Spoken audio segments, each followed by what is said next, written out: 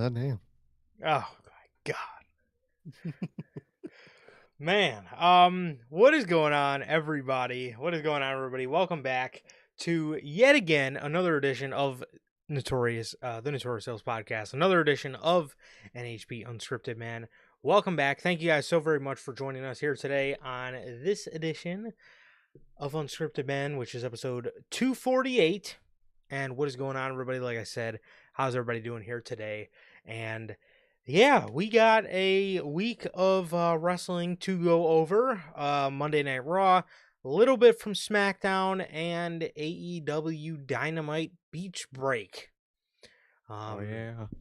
Yeah, so we'll get into all that good stuff, but we'll get into all that good stuff in just a second here. But yeah, man. So how's everybody doing? Like I said on episode 248 of Unscripted. Thank you guys so very much for joining us. As if this is your first time watching and you guys do not know how the show works, every Monday we are on here after Monday Night Raw with NHP Unscripted, and every Friday we are on here at 3 p.m. Central with the news. Man, if you guys didn't miss last Friday's edition of the news, that is episode 200 and I want to say 66. Yes, it is 266 of the news. It is. I'm looking at it. Okay. 266 of the news. That is the evolution of All In Weekend. We talked about the possibility of WWE running Evolution 2 the same weekend as AEW runs All In Texas. So if you guys did miss that, that is available for you guys on all platforms. That is Spotify, Apple Podcasts, and if you want to see it first, join us right here live. Like I said, every Friday at 3 p.m. Central for the news, man. So, also, for the pay-per-views for both WWE and AEW, we are live directly after the show goes off the air with the official post-show review. So you guys, with that being said, you guys can catch us this Sunday. Yes, this Sunday, for the AEW Double or Nothing 2025 review, man. So, interested to see how that goes. Very interested to see how that goes. I hope the show turns out great. Hopefully it will. But with that being said, yes, we will be live with the post-show review directly after Double or Nothing. So you guys can catch us there. And if this is your first time watching and you guys have not got a chance to pick up some of the official NHP merchandise, you guys can now find this live on the merch shop. That is bonfire.com. Link is at the top of the description of this very video, man, where you can get this beautiful piece of Notorious Heels podcast merchandise. Like I said, live on the merch shop. Again, that is bonfire.com. Link is at the top of the description of this very video, man. So, yeah, with that being said, if this is your first time watching and you guys do not know who we are here at Notorious Heels, I am Johnny, one half of the host of this very show. And as for the other half, we got my man Sir K here. Sir K, please enlighten us. What are you smiling about today? Well, the answer to that is gonna have to be my best kept secret, but maybe for some worst kept secret, but my best kept secret, man. But I'm doing good, man. I'm doing good. Just been chilling out, man. Just been chilling out. Overall, it was a good weekend, man. It was a good weekend. Just pretty normal. Waiting for these more upcoming pay-per-view weekends, i.e., this weekend, Double or Nothing. Very intrigued and always excited. So yeah, just waiting for these weekends. Got Double or Nothing, Money in the Bank, and then for AEW. Oh wait, for AEW, it's All In after Double or Nothing, right? Is I it? think so. They don't Because got isn't none in Forbidden June? Door? When's Forbidden Door? August. August, yeah. Yeah, Yeah, I don't. yeah, I guess it is. I think so. But Look then at that, again, man.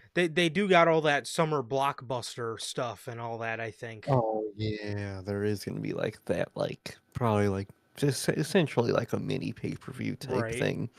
So no, that's good though. But yeah, excited for these upcoming pay-per-views, man. But other than that, just been chilling, man. Been chilling, been pretty normal.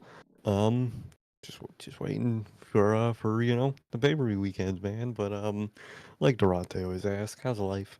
How's the family? Life's good. Family's good. How is everybody doing? In the chat. How's everyone doing in the replay? What about you, bro? How are you doing?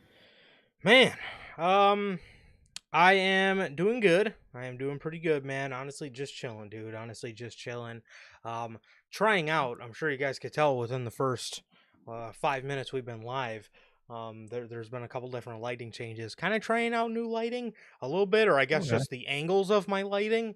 So in the beginning it looked pretty shitty because I didn't have my little I didn't have the correct film over it. But I think we're to a state that's okay now. Trying to illuminate my face a little bit more. I feel like normally we get just this dark shadow under my chin.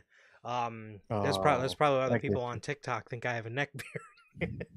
It could be to be. but That's actually probably why. I indeed do not have a neck beard. My neck is intact, as you can see. There is no neck beard there. But but yes, just trying that out a little bit. But other than that, dude, actually very excited for Double or Nothing weekend, man. I'm very Yeah, excited. I think the show hopefully does not turn out like it'd be Dynasty. good. I think Oh, it'll end up being a good show. I hope we don't have and I think one of the reasons I'm most excited for Double or Nothing is because we don't have the traditional John Moxley main event. You know what I mean? Where mhm. we're getting Anarchy in the Arena match, which is obviously different because Moxley will be able to actually do something exciting rather than a wrist lock 22 minutes into the main event bout. But regardless, I'm actually excited for Double or Nothing. Very excited for a couple different matches on there. And yeah, I like. I just I like where we're at going into the show. I know creatively obviously their TV does feel stale, but if we're being completely honest, WWE's creative on TV kind of feels a little stale right now. Um Or so did it? yeah, it definitely does. It definitely does. So but one thing I guess I can semi count on for AEW is no matter how bad the TV is, unless you're talking about 2025 Dynasty. Dynasty, the pay-per-view hopefully is going to turn out very good. Exactly, man. Exactly. Dynasty was such an outlier and such Dynasty is such a bad mark on that company this year, man. I don't know what happened for that show. Because I really don't think I don't know how you could do anything bad as that again on pay-per-view. So I am excited for Double or Nothing. Plus, like you said, it's not going to be a John Moxley main event. It's going to be one of their, special multi-man, type main events, man. So it's going to be good. I think it's going to be a good show. They got a lot they're building up for that show. Well, a lot that is going to happen on the show. I'll Mhm. phrase it better. But it looks really exciting, man. Hello. Just spill my drink all over my fucking okay. Um Oh, Not all over, just a couple drips, but I don't know. I must have a hole in my lip or something. But but yes, as Durante always asks, I'm good. Family's good. What about you, Durante, Logan, Bell, my guy Hunter? How are you doing, brother? Hope you're doing good. And yeah. So how's everybody doing, my guys and girls in the live chat, and my guys and girls in the replay mafia? JT, JB, how are you guys doing? Thank you guys so very much for joining us here today for another edition of Unscripted, man. Yeah, I don't know. We are yeah, like I said, man, we're kind of at a state, I guess, right now where things just feel a little stale, if I'm being honest. And yeah, I think the WWE side has a lot to do with the rosters. I think it has a lot to do with the rosters. I think it has a lot to do with them needing a draft and them needing a shakeup. Not saying that's the whole problem. I think that has a big part of it though. Because yeah, I think it does. it just feels like I mean, for the love of God, they announced for next week the Raw Tag Team Championships are going to be on the line against the fucking War Raiders. I almost call them the Viking Raiders, against the War Raiders and the Creed brothers. These two Bro, teams have been fucking fighting for weeks over who gets the next shot, and they just do a triple threat match. Are you fucking kidding me? Dude. that fucking graphic popped me in the worst way possible, dude. I just started laughing. Because like you just said, dude, they have been facing each other for a title shot for like a month straight. And they just go, fuck, I just give them both the fucking title shot.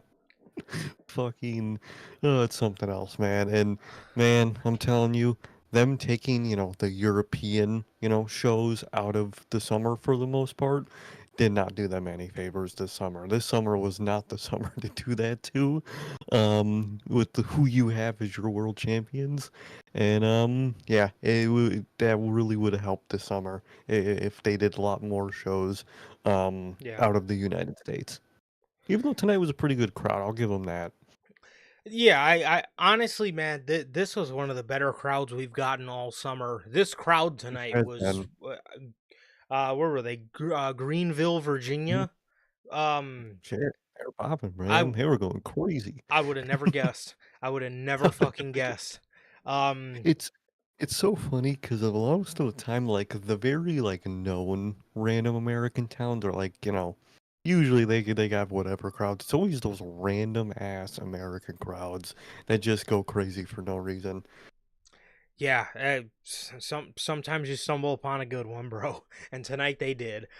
Because yeah, like you said, dude, sometimes they go into these towns, and man, I mean, these people don't know their fucking head from a hole in the wall, man, and you're just sitting there the whole night, just saying like, dude, you could be excited, bro, pop something. Tonight, Literally, yeah, tonight was very good, man. But yeah, yeah, like I said, honestly, man, just sort of, I don't know, just to be 100% honest, dude.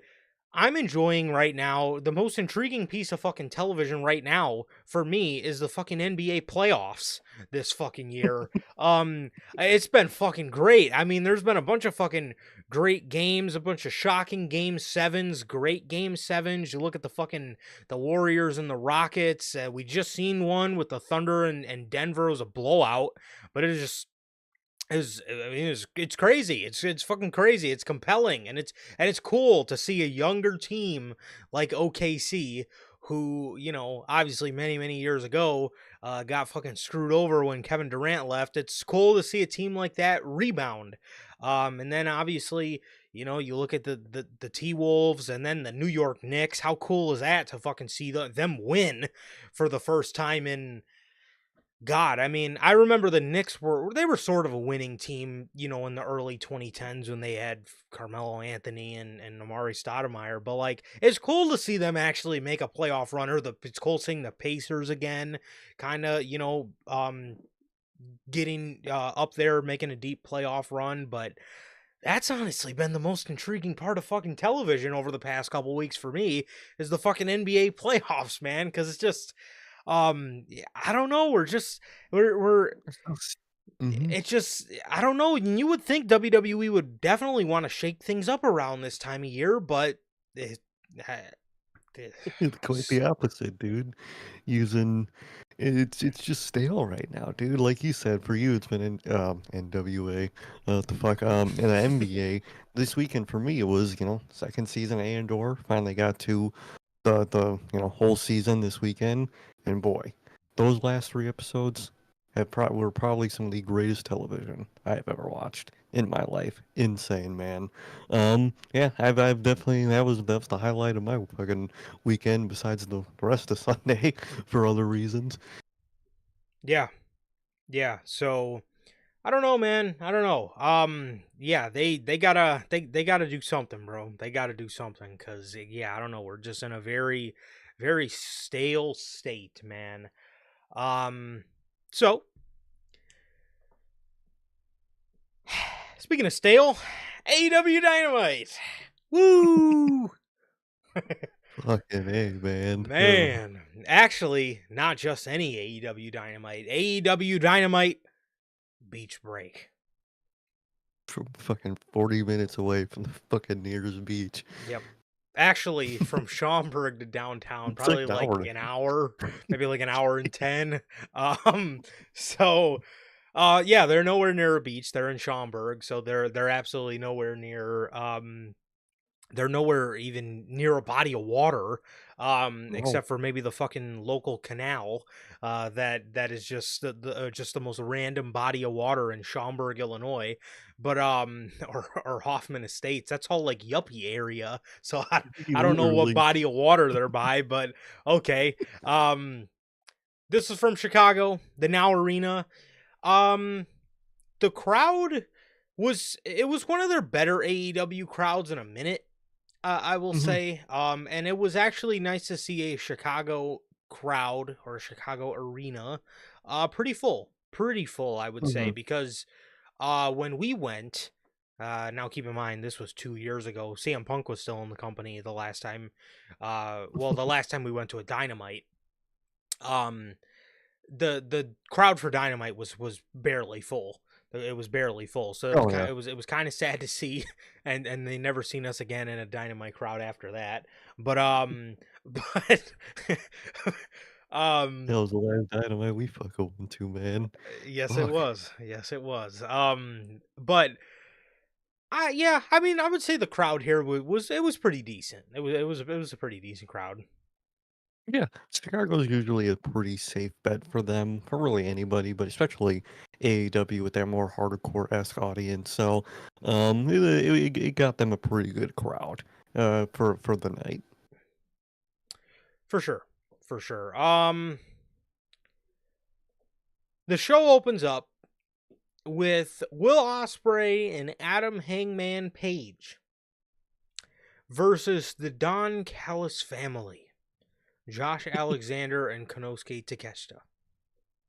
Mm. Uh the match was good, obviously, as you can expect. It was a good little tag match to open the show. Now look, I don't want to say that. I'll give it a little bit longer before I really throw the word buried around. But I I have a feeling Tony Khan Okay. is maybe done using his Josh Alexander toy. He took the pin here tonight, which again I don't want to say he's buried. He lost to Adam No. Page and Will Ospreay. Those are two huge stars in the company, I would say. And But I will say, just watching him and just watching the way they care about him and the way that he's presented, yeah, I think Tony Khan is definitely done playing with the Josh Alexander toy. Exactly. It like you said, it's not necessarily a burial because for Tony Khan it really works different. He likes these people. But we always say, if Tony Khan doesn't love you, you're only gonna get used to a certain extent. And I think Josh Alexander found himself in that position where, company likes him. He's a good wrestler, the crowd likes him. But Tony Khan isn't a fan of him. He's not a Yes, mark for him. So he's only gonna get used here and there, man. He's just a member of the roster now. And in a way, you could say that's burial, but it's more of a Tony Khan burial, which is kind of just he's just not a super fan of you, so you're only going to be used here and there. definitely. Definitely. And I would say instantly from him being slotted into the from him being slotted into the Don Callis family role. I think that tells you all you need to know. I think that tells you all you need to know right there is he is that is lost in that faction might as well be named Lost in the Shuffle. Because I mean, you get put there, you just know that they have nothing fucking for you. So, oh, we'll have you sell your soul or sell your rights or whatever the basis of the group is to Don Callis. Yeah, Oh, okay. you you Okay. join the Don Callis. I just had it in my head.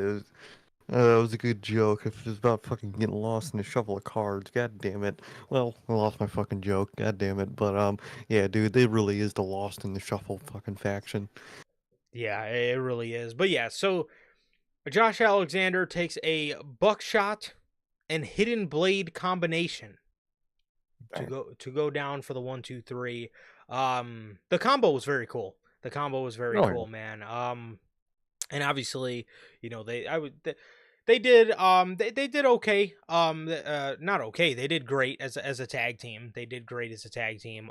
Yeah, as expected. It was a great open, like I said. But yes, I think Tony Khan is showing you immediately how much he cares, I guess, for Josh Alexander. Oh, 100%, man. He's just a guy on the roster now, and unfortunately, it looks like to me Speedball is not as hard, but also in that kind of same role as it looks like he's a collision cowboy now. From damn near every run sheet I see on fucking Instagram of collision, he's on it. So that's Did you unfortunate. did you hear about all the drama about Collision? Yeah, They got like got cut off the air. he fucking booted him off for Black Adam. Fucking 90 minutes into the show. I think the main event was either just started or just was about to start, and they just faded into Black Adam and never went back. What?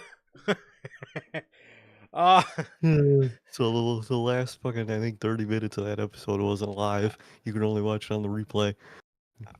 Actually, I heard today the replay's still not even showing the main event. No So way. yeah, It's so, not lost media. That's so, crazy. so I guess it was just for the people in live attendance. Next up was one of my favorite parts of the show because Excalibur decided to make me fucking LOL as I'm sitting there eating my fucking food. He says, "Up next to our colleague Alicia Atut. Oh, sorry. Take a Dude. look at our main event." Dude, the fuck, the way, this man. Oh God,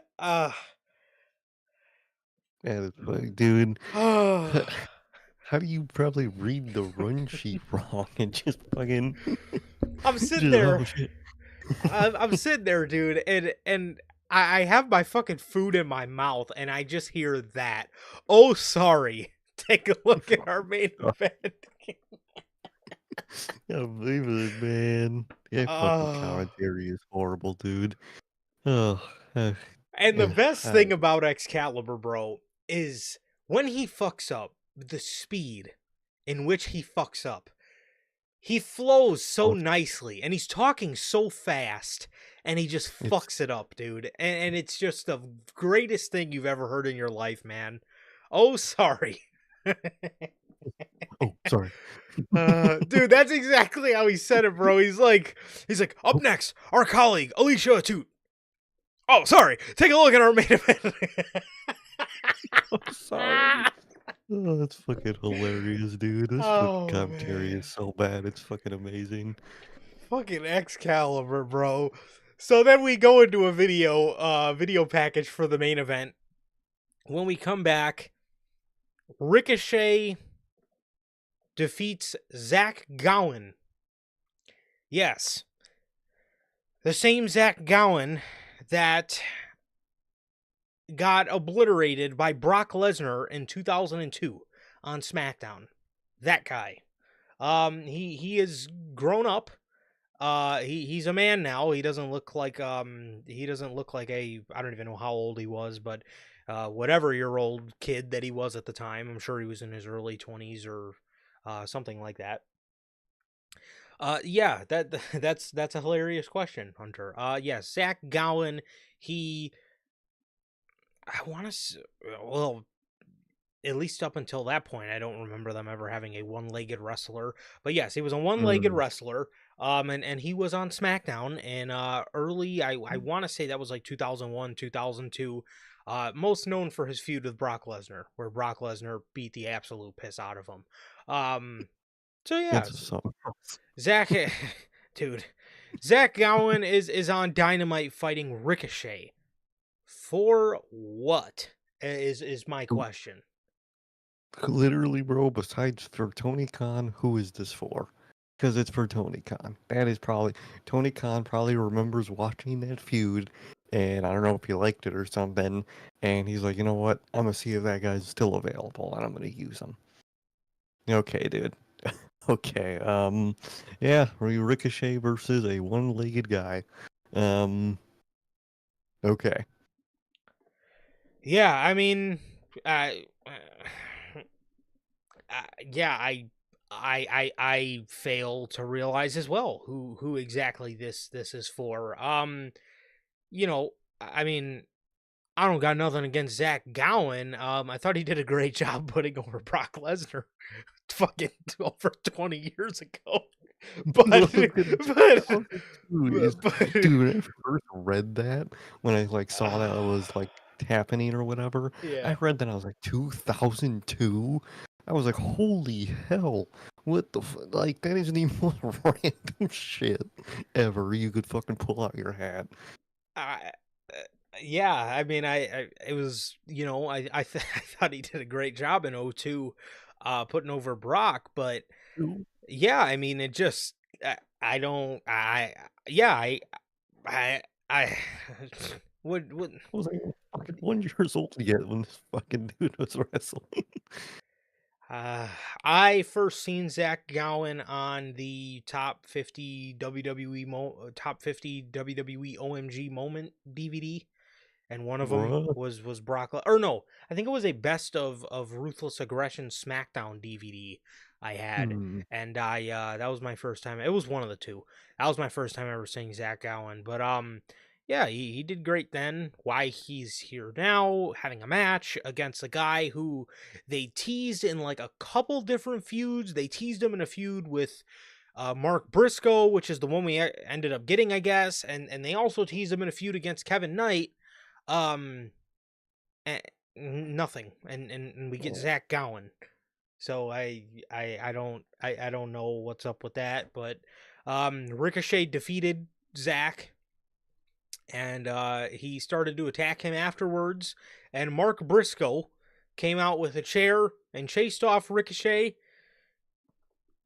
and that was that for this segment, and ever since then we have found out that Mark Briscoe will be facing Ricochet in a stretcher match at Double or oh, Nothing. Ricochet's finally gonna get a win. Who do they put? Who are they finally gonna give Ricochet a win against? The guy that never wins. You can't make this up, dude. Come on, man. I hate how they use Mark Briscoe like that, dude. Yes, he is a bona fide loser. Oh yeah, he is their main event jobber, He is. and Yes. and he shouldn't be. He's No. in the fucking 2018 Bray Wyatt spot. Yes, he is. That sounds correct. So yeah, I don't know. I mean, I guess I can see why they just dropped the Kevin Knight feud, as Ricochet loses a lot and Kevin Knight, at least from what they tell us, they want to use him, or he's going to be the next big thing in AEW, according to people in AEW. Even though they've said that about a lot of people, but according to them, he's going to be the next big thing in AEW. Yet, um you know That team, he's where is he? hardly got where's this? It's the $1 million question. So so So was Megan Bain, so was Ruby Soho, yep, so was fucking Malachi laundry list Black. of people. Remember, Malachi remember, Black. remember. Yes, remember when Malachi Black came in and they specifically He was said gonna be we're not bringing people. They specifically said we're going to use this guy to show other free agents that you can be brought in to be a world champion, and he didn't even fucking sniff a singles title. he didn't have a singles match for like 2 years, I think, or something. Yes. Um, that was their example of what fucking not to do. So yeah, who knows when they're gonna use this guy next? I'm sure he's gonna be thrown in something at Double or Nothing, but is it gonna matter? Probably not. Yeah, probably not. Probably not at all. So yeah, like I said, I can see why they didn't do the Kevin Knight and Ricochet feud. Both of them can't really lose, so obviously you throw main event jobber Mark Briscoe in there to, I guess, give Ricochet the victory. And as for Kevin Knight, I don't know. I guess he just stays on Collision. That's, I guess that's what they got for him. Um, so Mm. the Hurt Syndicate. They're facing Top Flight. They're facing Top Flight and they defeat Top Flight. I believe Bobby put the Hurt Lock in on Dante. And they beat Top Flight, so another another tag team Defeated. down the gutter. So Mhm. uh, probably At to least they never. have some tag Yes. Well, we got a little bit of glimpse of their deep tag team division, very deep. because Crew came out next. After they came out after the match to call out the Hurt Syndicate, and shortly behind them was Dustin Rhodes and Sammy Guevara, the Sons of Texas. I believe they are the Ring of Honor Tag Team Champions right I now. think so. Mm-hmm. And Sammy Guevara pulled up on Dynamite for the first time in I don't even know when, This man and was. there was little to no reaction. This was one of the most built mans at the start of this company. One of the OG pillars, quote unquote, of the company, and he's delegated to ROH, and it's not even entirely Tony Khan's fault. It's a mix of both, dude, and that's just What it, was the what was the mhm. last thing he did that got him? Was it the Jeff Hardy thing? Was it the Jeffs? It might have. Dude, there's so much with that guy. I think it was the Jeff thing. I don't. To be honest, I don't even remember the last thing he did. I don't even really remember the Jeff stuff. I just know he's always doing something half the time. But yeah, it's an unfortunate case for Guevara. He's one of those. He's gonna be one of those guys you look back in like a decade, you're like, damn, he really should have worked out. And I don't think I think in 10 years looking in the future, I don't think he will. Um,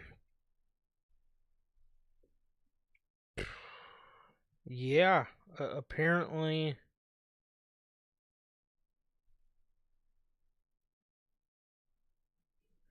Yeah, the last time he was on, or the last time at least he was featured on AEW was February 14th, 2024, in his match Ooh, against Jeff Hardy. So a little over a year ago. wow.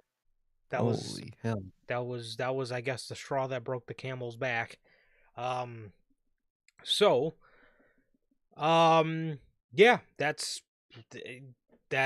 is a very unfortunate situation. As yeah, I couldn't even remember the last time we've seen him on Dynamite in front of the live crowd. I know we've seen him like in a couple backstage segments, but like he kind of just like pops in and nobody really Mm-hmm. cares, and it sucks. No. And it really sucks because yeah, like you said, bro, he's definitely one of those guys that you can look back at and say like, damn, like he was one of their like when everybody was clamoring for like we want new faces, he was one of the OG He's new one of them. faces Mm-hmm. that people were seeing, along with MJF and Darby Allin and all those guys. He was kind of, I don't want to say he was up there with them, but he was kind of in that, he was kind of in that upper main event scene.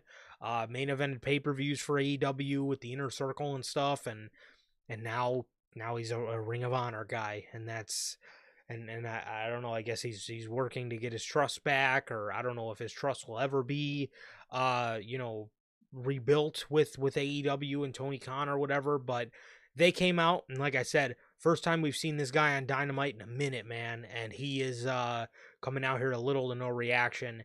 These two teams, the Sons of Texas and Crew, are arguing over who is going to fight the Hurt Business for the next opportunity at the Tag Team Championships. Leo Rush then starts saying, Bobby, remember our history, Bobby? As as Bobby Lashley's fucking Bobby Lashley's got his hands on his hip and he's looking away, trying not to smile. And Leo's like, come on, Bobby. You remember our history, Bobby? Fucking trying so hard not to laugh. That shit was hilarious. Bro was Man, really hitting the Jey Uso, bro. He used to melt. dude, he really was, man. He really was. So MVP tells both teams, you guys can argue all you want. How about on Collision, we see who gets to face the Hurt Syndicate at Double or Nothing. Okay, let's stop right there. You mean to tell me at the biggest fucking pay-per-view of the year for AEW, the Hurt Syndicate, the best part about AEW television, is going to be either facing Sammy Guevara and Dustin Rhodes or Crew? What a like dog. What in the hell? You have nothing MJF circle related, nothing of this or that, or no way to string this, man. What are you doing? Uh, uh, Ugh. no idea. I don't really want to see it, but if the plan is to put MJF with FTR, why you couldn't have had that take place here, or Yeah, maybe that's, I mean, obviously they had other plans in store for FTR, but or again, something that I suggested, I understand it's very, inner circle, MJF story kind of, it's kind of a copycat of that, but I mean, it would have worked, it would have fit, I guess. Bobby Lashley says to MJF, "I'll give you the thumbs up if you beat me at Double or Nothing." yeah, You know, it's very simple. and again, I know that's copy and paste of like Inner Circle, but you know, I For mean, them, it makes sense. it makes sense. You want to hurt people? If you can hurt me, you could be You can in. hurt anybody. Exactly. So, so yeah, I mean, I thought that was the way they were gonna go with it. Obviously, not the way they went. So MJF gets called out by MVP. MJF is hiding in gorilla position behind Tony Khan. Uh, Ugh. Wonder if he Tony Khan got flashbacks. Remember he was in MJF's position. he might have got flashbacks when he's seen Benjamin Shelton jump over the table to grab MJF. He may have Yeah, gotten he might have had some flashbacks PTSD. from You when he never got know. lunged at, when he got called that his company was a fucking joke and he's a fucking clown, and and he, and Fucking and love seeing him, dude. and he's a scary ass, and he walked out of, he walked out. So he may have gotten flashbacks seeing Benjamin Shelton jump over the table at him. So he's never feared for his life at a wrestling show, only once. No, So no. I mean, at this point, I feel for my life every fucking Monday, every fucking Wednesday. And I watch television, so that's what I fear for my life. I actually do it by the weekly at this point. Fucking half the time on Fridays too. Fucking SmackDown.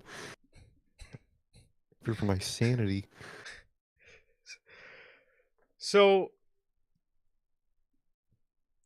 they drag MJF out there. MVP says, "All right, man, this is your final decision, or this is your final vote." MVP, he gives the thumbs up.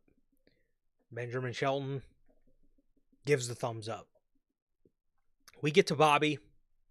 He walks up to Max and he puts his arm around him, and he's got his thumb sideways. He's kind of going down. MJF's getting scared, and he kind of moves it up a little bit. MJF's kind of getting excited. He moves it back down. MJF, the crowd's obviously getting antsy. And boom, he turns the thumb up for MJF to officially be in the Hurt Syndicate. Hmm. So MJF is now in the group. At least he thinks. He's all excited. He's excited about it. He jumped on Bobby Lashley to give him a hug. And Bobby pushed him off of him. And Asshole. dude, it was. Like fucking Lashley threw him off of him. It's fucking hilarious, bro. So he he's running around. He's saying, we hurt people, and he's excited. And before they go to leave the ring, MVP says, "You have officially been accepted into the Hurt Syndicate, but we'll do an official contract signing for you to be in the group officially next week. Hmm. This was very interesting. This was very interesting because there was another segment later on in the show where MJF says to MVP, they're doing a backstage segment, and he says, "Okay, well, can you just do me a favor and send over that contract? I'm gonna have my lawyer, Mark Sterling, look it over." And MVP was kind of taken back a little bit by this. He was kind of taken back a little bit by this. He said, "Well, why do you need somebody to look it over? You don't. Why do you need that? I don't think you need somebody to look the contract over." And so MJF says, "Look, man, it's just business, you know. I don't want to make a stupid decision or whatever." So MVP says, "Okay, all right, we'll see you next week." So I don't know, man. I obviously think there's some foul play here. I don't think this is Hmm. for as great as this moment was. This could get very dark in about 2 days from now. When MJF does have this official contract signing, yes, this could completely go south. So, It could. It could. I think they're setting a trap. I think it's a setup. And I'm very interested to see how it goes, especially with, Double or Nothing having just a pretty standard tag team match for the Hurt Syndicate. Maybe it's gonna be a simple trap and they're just gonna, you know, beat the shit out of fucking MJF and take him, off of Double or Nothing. And maybe, when MJF's on his way back, maybe that's when he gets in cahoots with FTR and Stokely. Maybe that's why and how that comes into play. I'm very curious, man, but I'm curious. I want to see how the story fucking, continues because I really like what they've been putting on so far, man. So can't wait for that segment this week on Dynamite. Can't really say I can't wait for Dynamite. I'm gonna say I can't wait for this segment on for Dynamite, sure. and very interested to see how it goes because they could do it many ways, man. And either way, I think it's some sort of trap or setup for the man, and I think it's gonna be a really cool moment. Yes, and this is one of the better. This is honestly one of the better things going on in all of In wrestling right business, now, to be honest. I would say most definitely, dude, because and it involves a tag team that it gets used, generally. They defend their tag team titles against different people. They're in a story with a singles guy, but it really works, dude. It's really been working. Hmm. Yeah, no question. No question. So yeah, that was the MJF and Hurt Syndicate segment from this week's episode of Dynamite. As the next match is the four-way women's eliminator match.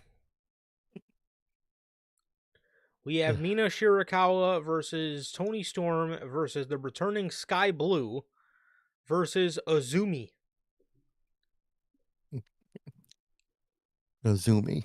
I don't know how you get Azumi from AZM, but hey, I didn't make up the name, man. But what a return for Sky Blue, am I right, guys? Yeah, me neither. I I heard commentary say that. I was like, huh? yeah. Excalibur's like Azumi, and I'm like Az- Azumi, It popped and my head up. I was like, what the fuck did they just say? I was like, what? And yeah, I thought her name was AZM. I Yeah, I I thought it was just gonna be AZM. I guess it's Azumi. I don't know where you get that, but okay. Azumi. All right. So Mina rolls up Tony Storm to win the Eliminator match and punch her ticket to Double or Nothing. We mentioned it a little bit on Friday. Hmm. When they were talking about Mina and Tony Storm, there was not one mention No, of Mariah May. Not one. There was I guess, maybe glimpse into it. They spoke a little bit about them being in a love triangle. Uh, they didn't who say a name. who Hmm. is the third person in the love triangle? AEW commentary. Please tell me. Exactly. Because you guys didn't say a name of the, a triangle involves three people, so who is the third man or who is the third woman in AEW's case, man? Because, the fact that they're not saying it is, I think, a very telling thing. Yes, mentioned it. Yeah, like I said, mentioned it a little bit on Friday, man. I think what this is telling is Mariah May is on her way to probably NXT, Probably. unless she asks for the Penta deal. I could see it's tough because I think the main roster is about to get so many women. She's gonna have to go to NXT first, if that makes sense. Yeah, I could see that. I I I, suppose. I think that's the case. Yeah, especially if we start to see. Well, obviously we got Julia and Roxanne. Especially if we kind of start to see like Stephanie Vacker and like all these kind of women go down there. I could see Mariah May maybe being the one Definitely in their to place. to beat Stephanie Vacker. That should be fire. It should Maybe. be an insane match. I'd have to watch that fucking pay-per-view just for that match, actually. Yeah, depending on when she comes in. Like, and depending on Yeah, how long depending. they want to keep Stephanie down there. Obviously, she could be down. She could be gone before Mariah comes in, but it depends Mhm. because if WWE really wants her and she asks for something as simple as I want to be on the main roster, I know they'll give it to her.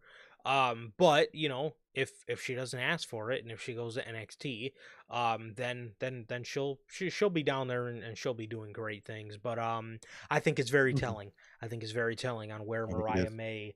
On where Mariah May ends up. So Almost definitely. Hunter says, "How did Penta get the deal?" From my guess, I'm honestly, I'm sure he just asked for it. Yeah. As you know, they always say, if you what did Gunther say? You'll never get it if you don't ask for it. You might as well Um, ask for it. what it actually, yes, I believe that is confirmed. I believe we did hear that Penta and Ray Phoenix asked to skip NXT. So, And I just said, yeah. I mean, it happened with Gunther. I think I was watching, or I just saw a clip of it, an interview with Indy Hartwell, and she got to keep that name because she just asked if she could keep it, and they were like, sure.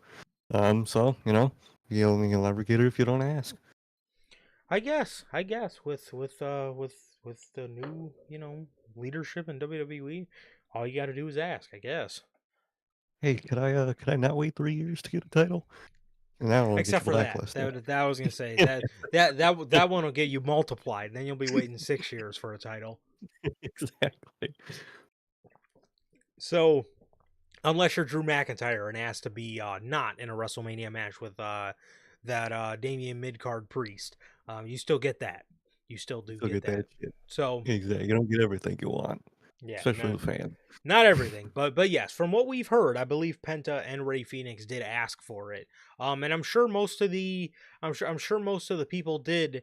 I'm sure most of the people that have skipped straight to the main roster have probably asked for it. So Mhm. yeah, I'm sure, but I know for sure that Penta and Ray Phoenix did. At least that's what we heard. So yes, Mina rolled up Tony for the victory.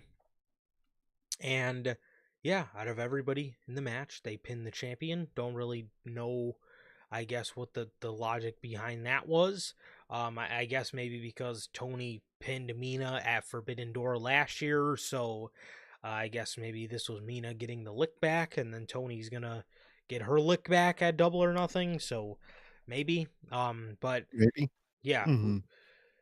Mercedes Monet attacks Azumi Mhm. after Oh, the yeah, 'cause match. she took, She which did. title did she take from her? The New Japan Strong Women's Yeah, Championship. okay. I know it was fucking one of the fucking 5 fucking titles she has. Yeah, so hopefully that starts, the snowball effect of, Mercedes not just ruling over the whole women's business. Um, so hopefully that snowballs into her losing, more titles, and I really hope they go, the Athena route at all in, dude.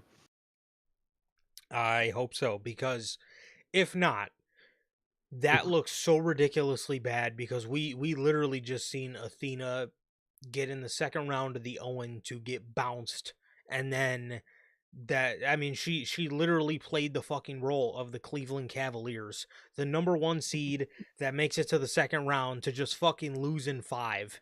What the fuck? Just, What just get fucking destroyed. great regular season and you lose 4 games to 1. What the fuck Oh, is that? You like and dude, if we do not see her at Double or Nothing, man, oh god, Oh, please, do not do us like that, bro. Do not do Athena please like do that. not. I She don't want to have to be fucking yelling at 1 in the morning about that shit. she has been a loyal Ring of Honor soldier. If you had her lose her 64-0 win streak to just not do anything about it, we are fucking up royally there. But So, dude, the fucking trenches of World War I ain't fucking like the trenches of ROH, bruh. You gotta man, reward her, dog. man. Fuck. Um, so Mercedes attacks Azumi after the match, and as she has her in a crossface on the ramp, Jamie Hayter comes and attacks Mercedes Moné to make the save. Mm. Uh, the next segment was Daniel Garcia. He was on Dynamite, and he was trying to get Nigel McGuinness to tag with him to take on FTR because FTR has been bullying him on commentary on Collision.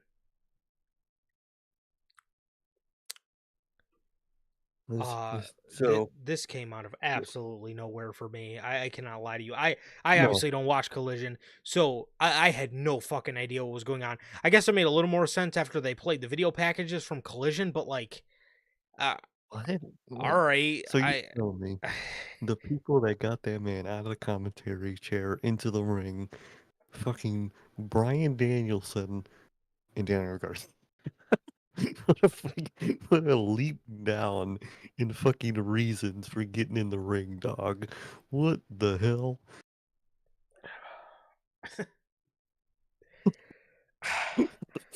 Just yeah, man. I went from facing Roman Reigns to fucking Grayson Waller fucking a year later. Like what? Why? I, I, I, I, Who knows? very, I don't fucking know anymore, dude. Half the fucking Dude, things I see on my screen, on AEW television, I'm just like, okay. I'm like, is this some sort of fill in from Collision, or I just don't fucking know what's going on here, man. But yes, Daniel Garcia, he's trying to get Nigel to tag with him to take on FTR. Nigel, uh, kind of denies him at first, and then FTR, they come out and they attack both of them. They almost gave a pile driver to Nigel McGuinness, but that did not happen. That did not happen. I believe Garcia made the save for Nigel, and he or they were, I guess, left. They were left attacked by FTR before they retreated the ring, and since then we have gotten announced that at Double or Nothing, it will be Nigel McGuinness and Daniel Garcia versus FTR. oh, What do you even okay. say to that? Okay, I guess.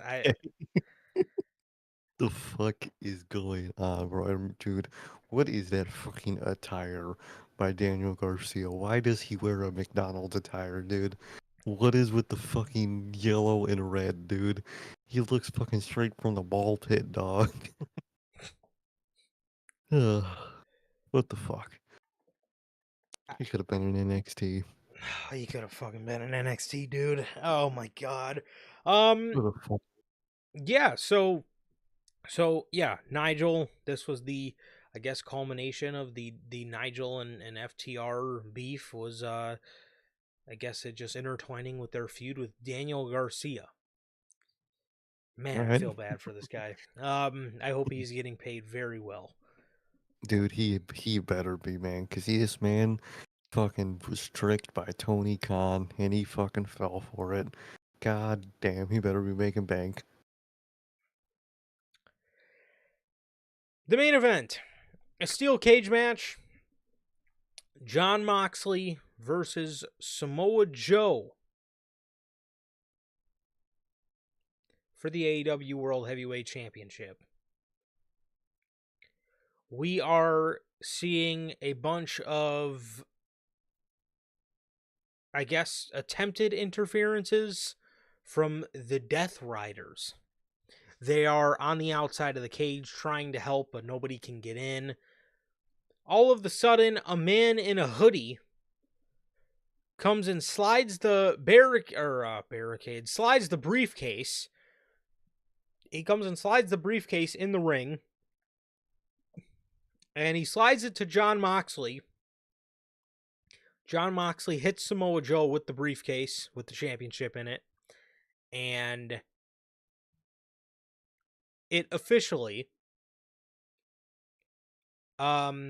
is over with Jon Moxley beating Samoa Joe after hitting him with the briefcase. And it is revealed that the guy under the hoodie was Gabe Kidd from New Japan Pro Wrestling. Dude, I cannot wait for the Forbidden Door line of the one time a year New Japan and AEW and probably fucking CMLL too. Oh, get CMML. together for whatever the fuck is CMLL, whatever the fuck it's goddamn called, who cares? Um, it's the one time a year that, dude, I can't wait for that line. 'Cause why? And I love the guy too. He's the fucking best part about that company. But why? Yes. Yeah. Same here, man. Sitting in the same boat as you. I love Gabe Kidd. I think he's great. I think he's very needed for New Japan. Can somebody please fucking explain to me why Gabe Kidd is helping out the Death Riders? Uh, You what? are Like, just throwing shit to the fucking wall and hoping that it sticks, because what is that? Where has there ever been a correlation between the Death Riders and Gabe Kidd? like, especially with the Young Bucks being in that Death Rider circle for another dumbass reason, but that's a whole nother can of worms. Um, doesn't he on screen not like them either? I don't I.e. the believe Young so. Bucks, any of the I think one of his whole things is he doesn't like the Elite. So why is he teaming with the Elite technically? What? What are you doing, bruh? Man, I I am fucking lost, dude.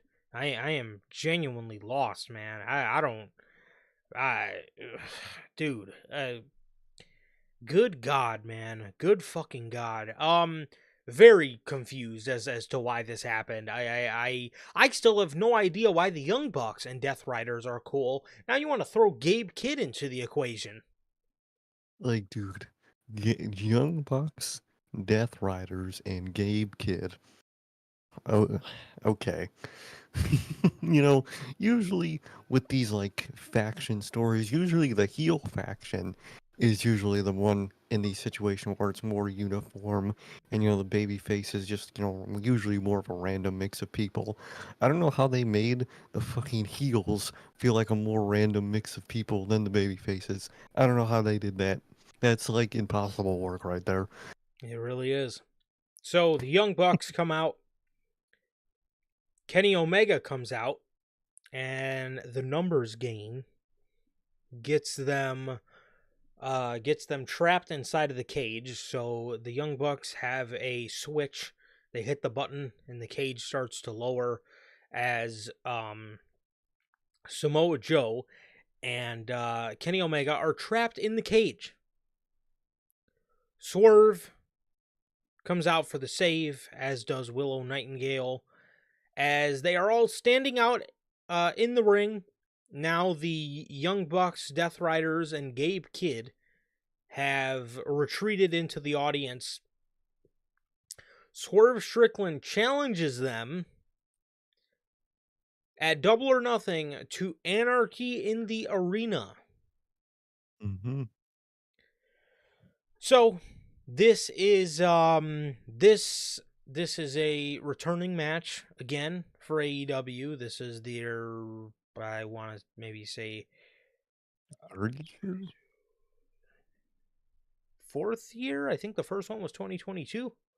I'm pretty Oh sure. wow. Yeah, the first. God This is damn. because the 2021 one was Stadium Stampede technically, but Anarchy in the Yeah. Arena was 2022. So this will be their fourth year Hmm. doing it in a row. See a lot of people upset about this. Thing is, these are the same people when WWE does war games every year that say that Like, WWE is cooking. If you're going to be upset about one, then please be upset about the other. I don't necessarily mind it because I expected it. Is it something that I would do?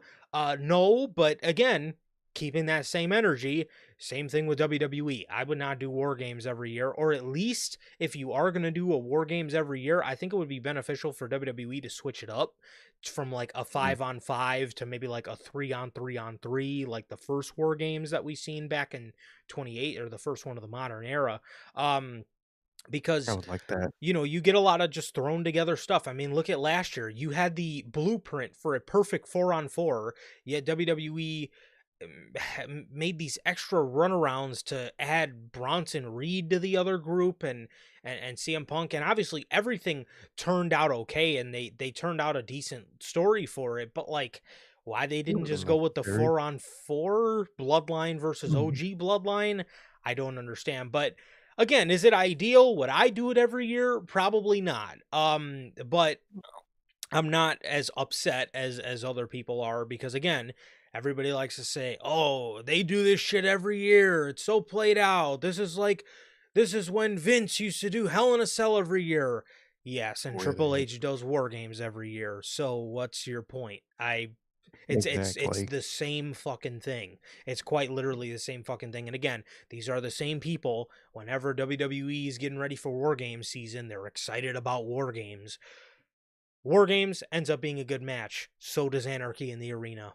So I mean, Exactly. it's nothing. At least to me, it's nothing to be too upset about, as some people get. Again, like I said, would I do it every year? Probably not. But am I going to complain?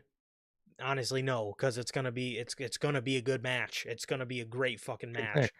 Um, Now WWE, I guess, at least attempts to add a little bit story to their war games better than AEW adds story to the Anarchy in the Arena, because as you can see, they just like to fucking throw a bunch of people on a team, and there you go. Again, I would say maybe WWE adds a little bit of story to their war games better, but it's still the same fucking thing, dude. It's a yearly match that's, oh, it's November, we got to do a War Games. Oh, it's May, we got to do Anarchy in the Arena. It's the same exact thing. So again, not really as upset as some people are about E- Anarchy in the Arena returning. Especially because, like you said earlier, when we were talking about, Double or Nothing, that means we're not getting a traditional Mox main event. Everyone should be jumping for joy at the fact that we're not Yes. getting a fucking one-on-one John Moxley match in the main event of the pay-per-view. That alone is enough for me to accept anything in that main event spot, let alone Anarchy in the Arena, which is, always a good match. It's always one, yeah, it's usually in that, top 10 matches of the year, usually. It's always around that circle, so it's gonna be good. It's gonna be fun. A that's one thing AEW knows how to do is those type of matches. That's usually, if not the match of the night, one of the matches of the night for their pay-per-views or their specialty matches. I'm excited. Yeah, very excited, man. I'm excited. I'm very curious to see whose music they're gonna play for the first quarter of the match. I would love the Death Riders, but I know a lot of fans don't like their theme song for some reason. So who knows what they're gonna do, man? But Maybe I'm Swerve. excited. I could definitely see Swerve. He's probably the one. Either way, dude, I'm excited for the match. Yeah. So yeah, that was that. Again, the groups necessarily make absolutely no fucking sense to me. And I honestly think, with everybody being concerned, like I said, with everybody being concerned about, oh, why is Anarchy in the Arena coming back? This is the fourth year in a row. I'm tired of this shit. I honestly feel you should be more concerned with the creative to get us there. Why the fuck are the Yeah, Young Bucks teaming with the Death Riders? Why is why Gabe is Kidd aligned with either of these acts? like, We're dude, Yet we're worried about the match returning. why is the babyface team of an ensemble cast more sensible than the fucking heel team? I mean, that's literally, it's always the opposite. That is one of the fucking funniest parts to me, man. Every fucking war games we fucking watch, half the time it's like, okay, heel team, it's pretty, fluid and together.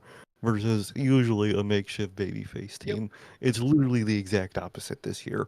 Where, at the end of the day, it's no random overall, you have Swerve, the Ops, fucking Kenny Omega there, but it still makes more sense than fucking Gabe Kidd not only teaming with the Young Bucks, but the Young Bucks teaming with the Death Riders.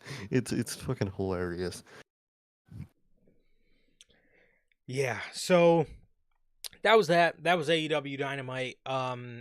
Beach Break from Chicago, and that is my thoughts Mhm. on Sir K's thoughts on Anarchy in the Arena, Steel Cage match, Gabe Kidd joining the Bucks, or joining the Bucks and then the Death Riders, and so on and so forth.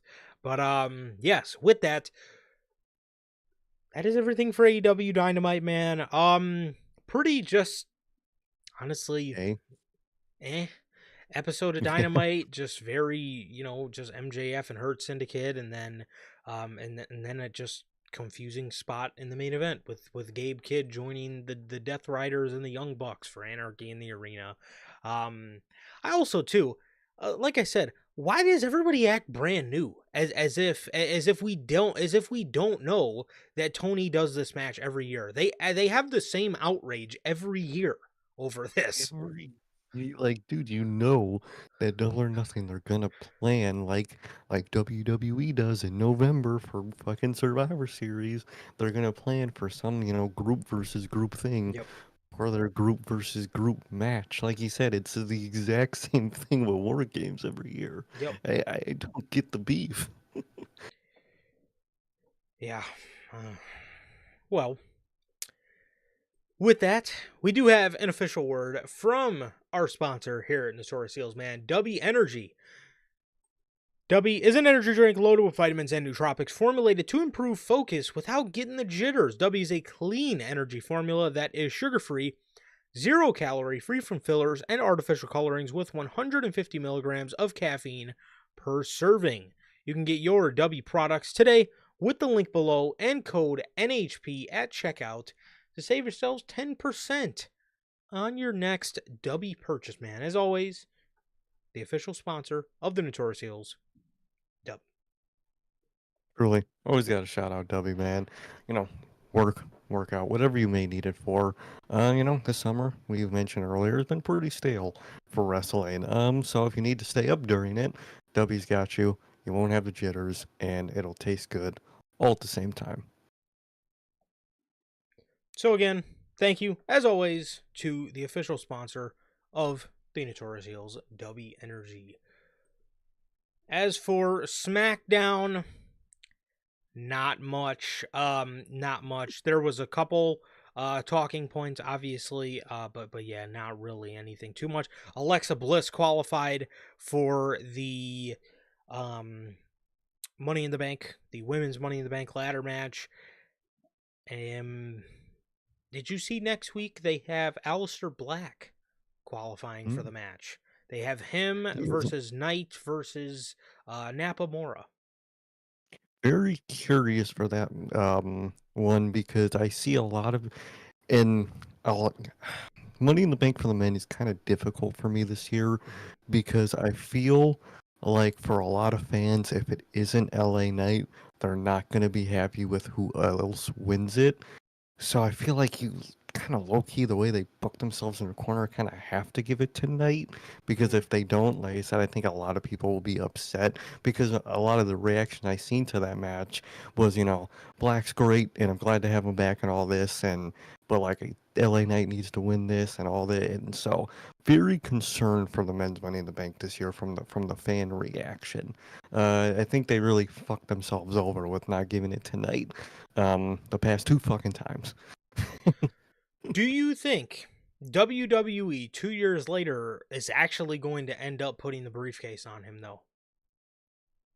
It's in LA. They do like to, say, good things come to those Oh who my wait, and God, they it is love in their LA. examples. To be honest, I think if there was a year it's gonna happen, it's gonna be this year. It's in LA. 2020. They could finally say, "See, good things come to those who wait." Because I feel like they do want to prove that statement right with him, especially him specifically. I genuinely wouldn't doubt it, man. Honestly, man, and it's not to say that he doesn't earn it or he hasn't earned it. Like, He oh, I absolutely get what you mean. he absolutely has. Maybe I just have PTSD. I would love to see him win it, but it's one of those things for me, man. Like again, like you just said, for the past 2 years, this guy should have won the fucking briefcase. Mhm. Um, literally for the past 2 years. So maybe I'm just a little scared that they yet again won't pull the trigger. And that's the thing for me with LA Knight. His whole run in WWE has been WWE being scared to have the balls to do something with him, right?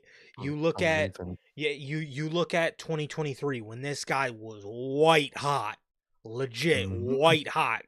A couple months removed from the Bray feud, and just people were just he's kind of in the spot where Karrion Kross is now, where he's not really Yeah. used, but people just want to fucking see the man.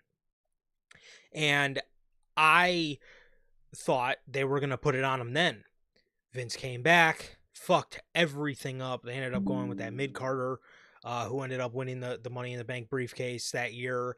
Did not do anything with LA Knight, dude. They didn't even that Mm. year's SummerSlam. Everybody thought he should face Austin Theory for the U.S. title. They had this man Nope. wait till the following year's SummerSlam. So to me, maybe I'm just a little scared that they just won't have the balls to do something with him. But has he earned it, especially lately? Yes. Dude, this guy, every time you put this guy on pay per view, he shows the fuck out. He shows out. He has a Yeah. fucking great match. And for as big as he is and as popular as he still falls in the category of being ridiculously underrated in the ring, in my opinion. Oh, I think a lot of he is. people take him for kind of how a lot of people take Jey Uso, kind of just a guy. He's just Yeah. a catchphrase. He can't really do anything other than five moves. Or I feel like that's what a lot of people perceive LA Knight to be, but he's honestly not that, man. Ah, He has really no, fucking great matches. Um he does. And and that's the thing that mhm, I also saw other people say is, I've wanted him to win, that in the past, but I think it's to a point for me, I'd rather just watch him win the world title straight up. No money in the bank needed. And I think to me it's got to that point. But yeah. to a lot of fans, they still want him to do it. And I think the fan reaction might be a little sour if to whoever, wins it, that it isn't him. So I'm kind of concerned this year. They really fucked themselves over with Money in the Bank this year from the crowd, I think, or from the general fan reaction. I could see that. I could see that. And yeah, I would agree with that. I think he has gotten to the point where he can just straight up challenge for a world Win championship. it. I mean, we've seen him straight up challenge for a world championship before, against Roman. But I think he's definitely at that point. He could absolutely just challenge for one and win it. But he's obviously if he does win, he will be in there with he'll be in there with Solo. And so far that's the only other name we've gotten for the men, is just Solo. So Mhm. he'll be in there with if he does get in, he'll be in there with Solo. So obviously you have that kind of that feud in there as well. I know they've been feuding. I think though, you can. I don't know why you didn't put both of them in the match. I thought Alistair Yeah, as well as LA Knight would have been great additions from SmackDown in that match, but okay. beats Um, me, I guess. unless they do a last chance fatal four way and they have all the They losers from could. both triple threats, enter I, the huh. with a lot of people thinking that Miz and Hayes might fuck over Black in that match, I could see him facing a variation of them to get back into that match. I could see that. I could see I that. wouldn't be shocked at that. But yeah, I mean, they have, there's obviously two good options there. There's two good options, and maybe I don't know if it's too early. I don't know if it's too Mhm. early. I also don't know about a run with him in the briefcase, unless he maybe does a custom briefcase. I don't know if I can really imagine Aleister Black walking around with a green briefcase. Um, It would definitely s- have to be custom. it would definitely have to be custom. But I think But it they would. do that now. That is true. That is true. Um, but yeah, I mean, I think that would be a good option too. But yeah, I mean, LA Knight, like you said, it's in LA. I guess that would make a little bit of sense as with his fan reaction. It would also make sense as well. So we will see, and I'm definitely excited to see what does happen with that because that should be interesting. Being that, like I said, you do have two guys in there that could easily challenge for that. So yeah. Mhm. But Very interesting. Solo makes his way in. Solo is one of the guys, honestly, man, I don't really see him winning it, but I'll say I don't wouldn't sleep mind. on him Yeah, I wouldn't be mad if they got guys like LA Knight, Solo on there. I really wouldn't mind a lot of those guys winning it. for sure. For sure. Um so we had we had two fantastic matches with on this show with the DIY and Fraxium. Was Right. very good. Except Fraxium, it was announced next week they are already getting the tag team title match against the Street Profits. So I don't know why we're Motor City Machine Gunning. I don't know why we're Tony Conning these guys. I mean, what, Triple H books fucking tag teams like Tony Khan books women. God. dude? Ugh, fuck. God.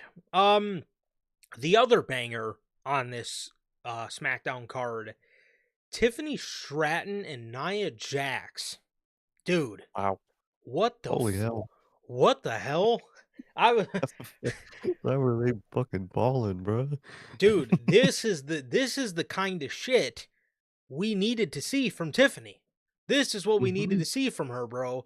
Um, this was a banger. This was one of her best matches on the main roster yet. This was one of Nia Jax's best matches in her career. Um, Oh yeah.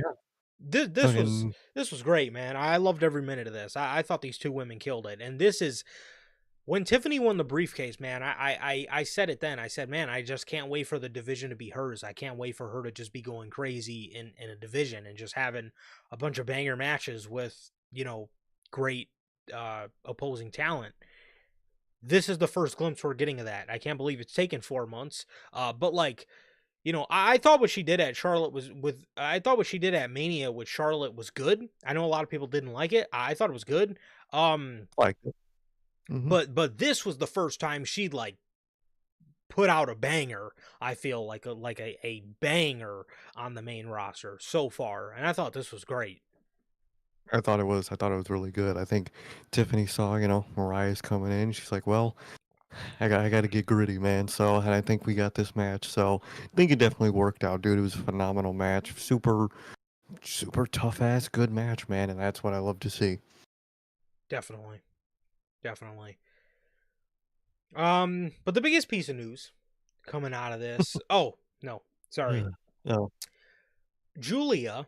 It is oh, announced. It was announced on SmackDown that she is officially a member of SmackDown. So it looks like the running buddies with Roxanne Perez is over. yeah. They're no more. Julia's on SmackDown now. So, SmackDown finally got somebody. I don't know why they just didn't respectively call these one. I don't know what the point of having a like tag team Little tank run like, was the for point. 3 weeks. Yeah, Eh, I don't eh, know. I I yeah. I Oh, I don't know what the point of that was, but yeah, I don't know like I said at that, I don't know why you didn't just call Roxanne up to Monday Night Raw and Julia up to SmackDown after WrestleMania. That would have made those episodes very exciting, because what we did get on the Raw after Mania was a bunch of confusion.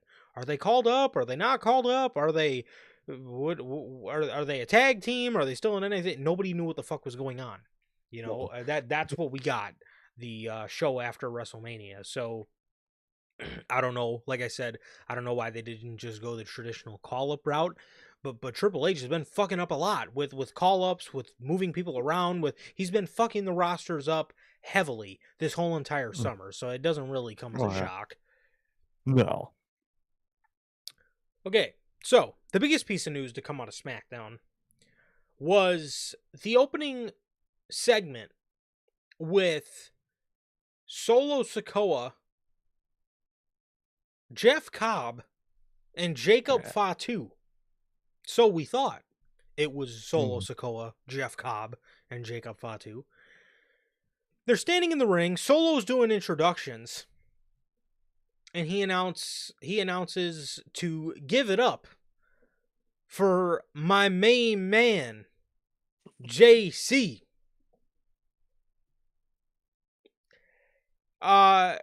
He never said the last name, because after the segment, we got a graphic for the match, or we got a graphic for something a little bit later in the night that revealed his full name now in WWE. Solo said the first part in his promo, but his full name in WWE is JC Mateo. Oh, dude. So they opted to do the same sort of name change they did for JD McDonough, where they take his old name, abbreviate the first and last initials, and then just give him a completely new last name. JC Mateo, is it? Fuck, how are you feeling about rough this one? I like we always have to say, I know I'm probably end up gonna be getting used to it and whatnot. You know, that always happens. But dog, what? JC Mateo? That's I can't, dude. That's one thing that WWE really needs to learn.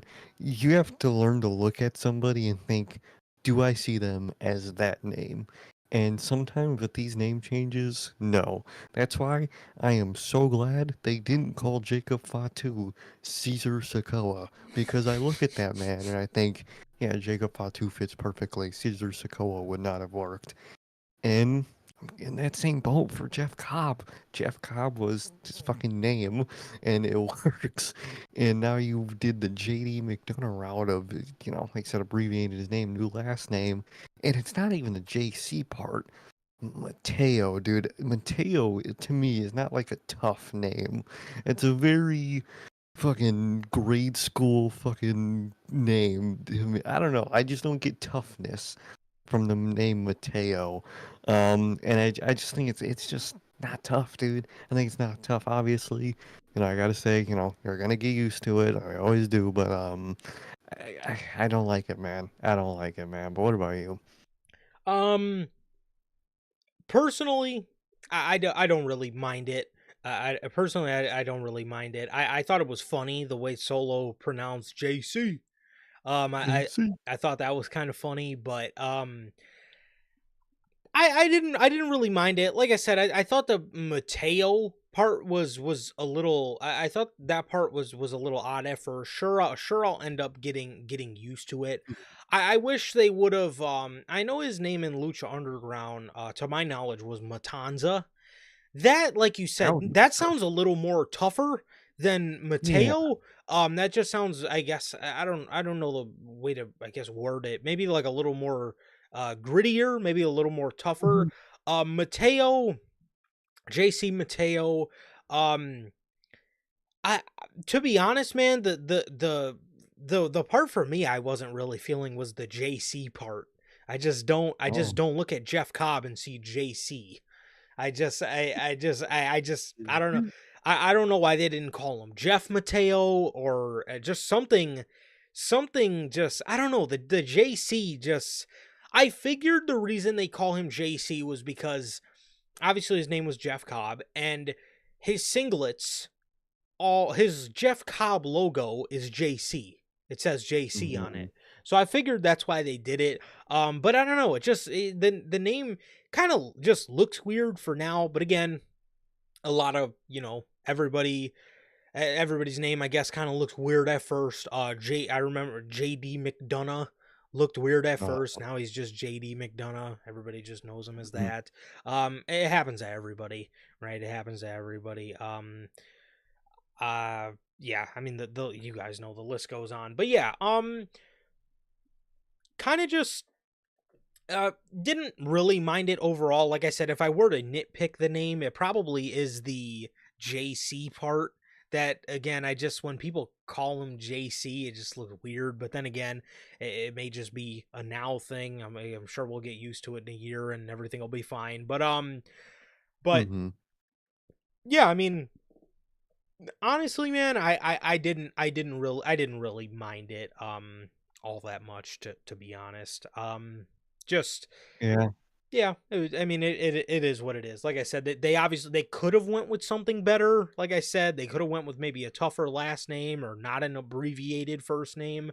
Um, but it isn't it is it isn't they did not Max Dupree him. So or No. they did not God, what are Mm. some other they did not See, Eric and Ivar him. oh, damn. Ugh. God damn, dude. Genuinely, I think the worst one that could have happened was the one that didn't is Caesar Sokoa. I think that would have been the worst name change they have ever done if they would have went with that one. For me it was T-Bar. That I forgot about T-Bar. that whole Oh, group, to be honest, that yeah, they did all Dominic have. Dominic Dijakovic to T-Bar. What was he? What was fucking? Shane Thorne was what was he, Slapjack or Yeah, it was was it was slap it slap slap? nuts or No, it Slapjack? was it was like slap. It was I think it what the was fuck? What? Slapjack. I think Um, it was slapjack. Hold on, slap jack. and then what Yeah, it was else? slap. Yeah, and then Dio Madden was Mace, Reckoning and Retaliation. And then you just had Mustafa Ali. He just had Mustafa Just Ali. kept his name. Yes, Oh, but Dominic Dijakovic to T-Bar, I think was probably that's gotta or even Slapjack. But slapjack was pretty. Dijak obviously had a lot more potential than Shane Thorne, Oh, so I would probably Bearcat. Bearcat Keith Lee was another bad one. that was another bad one. At least he kept Keith Lee though. They just gave him a weird growling And gimmick. I think for like a week or two, he did just go by Bearcat, though. I think I do remember that. I think for like a week or something, they did just change it to Bearcat. Huh?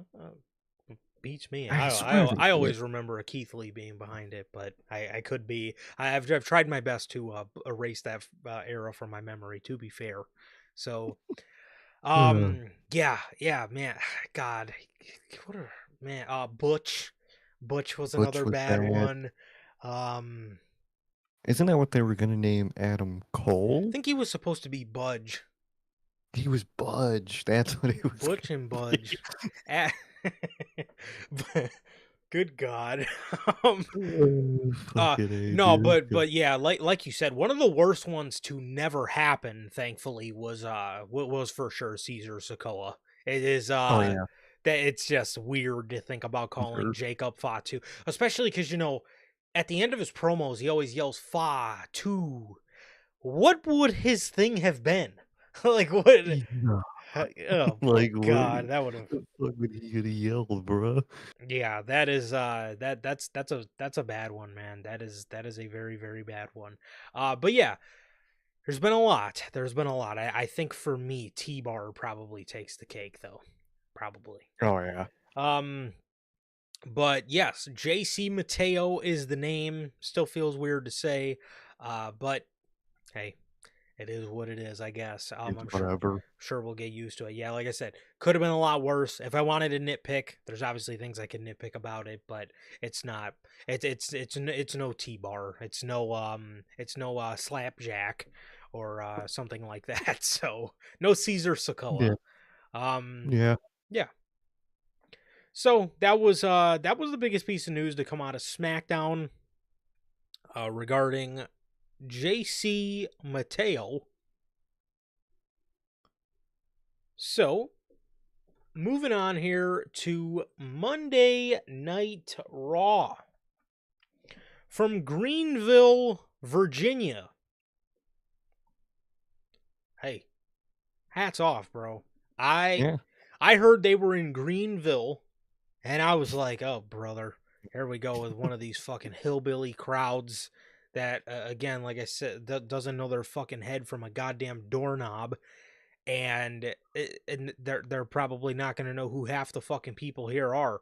Um, dude, prove me wrong, 110%, bro. Yeah, yeah. 100% prove me wrong. This was one of the better Raw crowds all year. It was on a random Raw in May from Greenville, Virginia. Fucking wild, dude. They were a great crowd tonight. Yes, absolutely amazing. Oh, hold the fucking phone. Let me go back to SmackDown real quick before we get to Monday Night Raw. We were talking so much about the name change, I forgot. Oh yeah, Talk, segment. yeah. Talking about the segment. Talking about the segment, bro. What was that segment? To be honest, bro. It was nothing. Honestly, what was that? I'm thinking we're going into SmackDown. Something big is gonna happen. Just maybe not necessarily a turn, but maybe just like some confrontation. Obviously Jacob has got to be pissed about this whole thing, right? Jacob's pissed. Who the fuck is this guy you just brought in? JC Mateo. Um, who is he? Like, obviously, I was expecting him to be mad at Solo. He just stood there, and then when he did get the mic, he just cut the same fucking promo that they always have him cut. All gas, no brakes, beat your ass, post to post, coast to coast, yada I mean, the fucking yada I mean. I don't know what. Like, it, to be honest, for me at this point, I'm not surprised, dude. I always make the long term booking joke, but like, we don't get like results quickly. There's gonna be man. tension when Triple H feels like it's time to have tension, and that's what it's gonna fucking be, dude. At this point, I don't really. It's not to say I don't invest, but I don't really sink my teeth into a story for WWE until fucking Triple H does, and the ball gets rolling because you're just going to be waiting at this point for what you want to happen to actually happen, and that's a part of the staleness for me for them. I completely get that, man. But like, you look at Solo and Jacob, and like, if you're looking at this logically, why is Jacob still hanging around this dude? You know what I mean? Like, And he does. Like, you would think by now there would be so much tension tension. because every time Solo gets the chance, he likes to remind people that he brought Jacob here and he's the reason why Jacob is successful. And every Mhm. single time Jacob grabs the mic, he says the same thing. I said I was going to do this with or without you. I'm all gas, no brakes. Yada I mean? And it's like, It- dude, he just brought this guy here. You don't know kayfabe. You don't know who the fuck he is, or I guess even speaking in kayfabe, if no, you do know who the fuck he is, then you obviously don't like him. Just being the way you looked at him at Backlash, you're immediately letting the WWE fan base know whoever this guy is, you do not like him here. You walked away from them at Backlash, yet we're on SmackDown standing shoulder to shoulder with this guy as if he didn't just bring in some fucking rando that you do not fuck with and's not even in the yeah. family. Why was that not mentioned? Like, yo, you want to bring everybody in this bloodline? This dude ain't even blood. Fucking. But we're out there saying all gas, no brakes. No, Triple H, you're all brakes, no gas sometimes with stories. I mean, it's That's what it is. how That's was exactly this? what it is. And bro, my question here is, dude, how was this not one of the at least one of the final straws to at least make Jacob kind of snap off on him? I mean, we end up saying this every time about so many of these stories, Judgment Day story, this story, that story. We get to a point where we're thinking, dude, how is this not blown up yet? Why is said person not completely done with these people? And it always just still continues on for a few more months. It's a constant with him. Dude, it just happened with Finn. It Dog, just happened with him. your Why did homeboy you? pinned you at WrestleMania to win a championship, and you're just still fucking with these You dudes? What? you're still trying to like, snake them? Like, dude, what? It's a constant, dude. I think that's one of the biggest feeders into the staleness of their booking right now. Is because they literally make every storyline stale because every storyline has to fucking span months and months and months on end. I mean, man. I mean, look. I again, I am a big advocate for long term storytelling, but again, when you get to a point where something needs to blow up, you just know when something needs to blow up. Again, you look at just Hmm. certain scenarios. You look at Finn Balor getting pinned by his own faction mate and Dominic.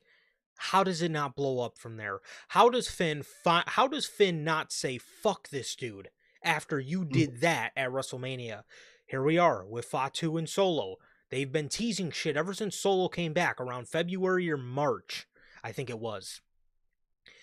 And they were teasing heavily when Solo came back. Jacob, I remember there was a couple times backstage where he got in his face. Hmm. Your two guys go out, and instead of trying to just, be family and try to, take over this thing together, like Jacob and Tama were doing for a while, you go and get a dude that's not even blood and bring him into our group.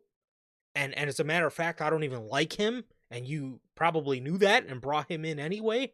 How does it not blow up from there? It Yeah. just I don't understand sometimes. And again, I don't I'm not even trying to, be one of the fans that says we need long-term booking, but then when they get long-term booking, they hate it. But again, I love a long-term story. Yeah.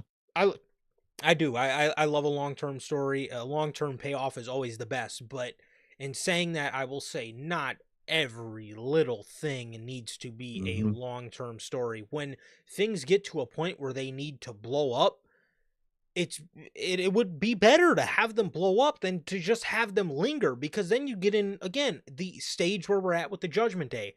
Every week everybody's so uninvested from this story because everybody just wants to see it blow up already. Yeah. It's Because overdue to blow up. we've reached the breaking point.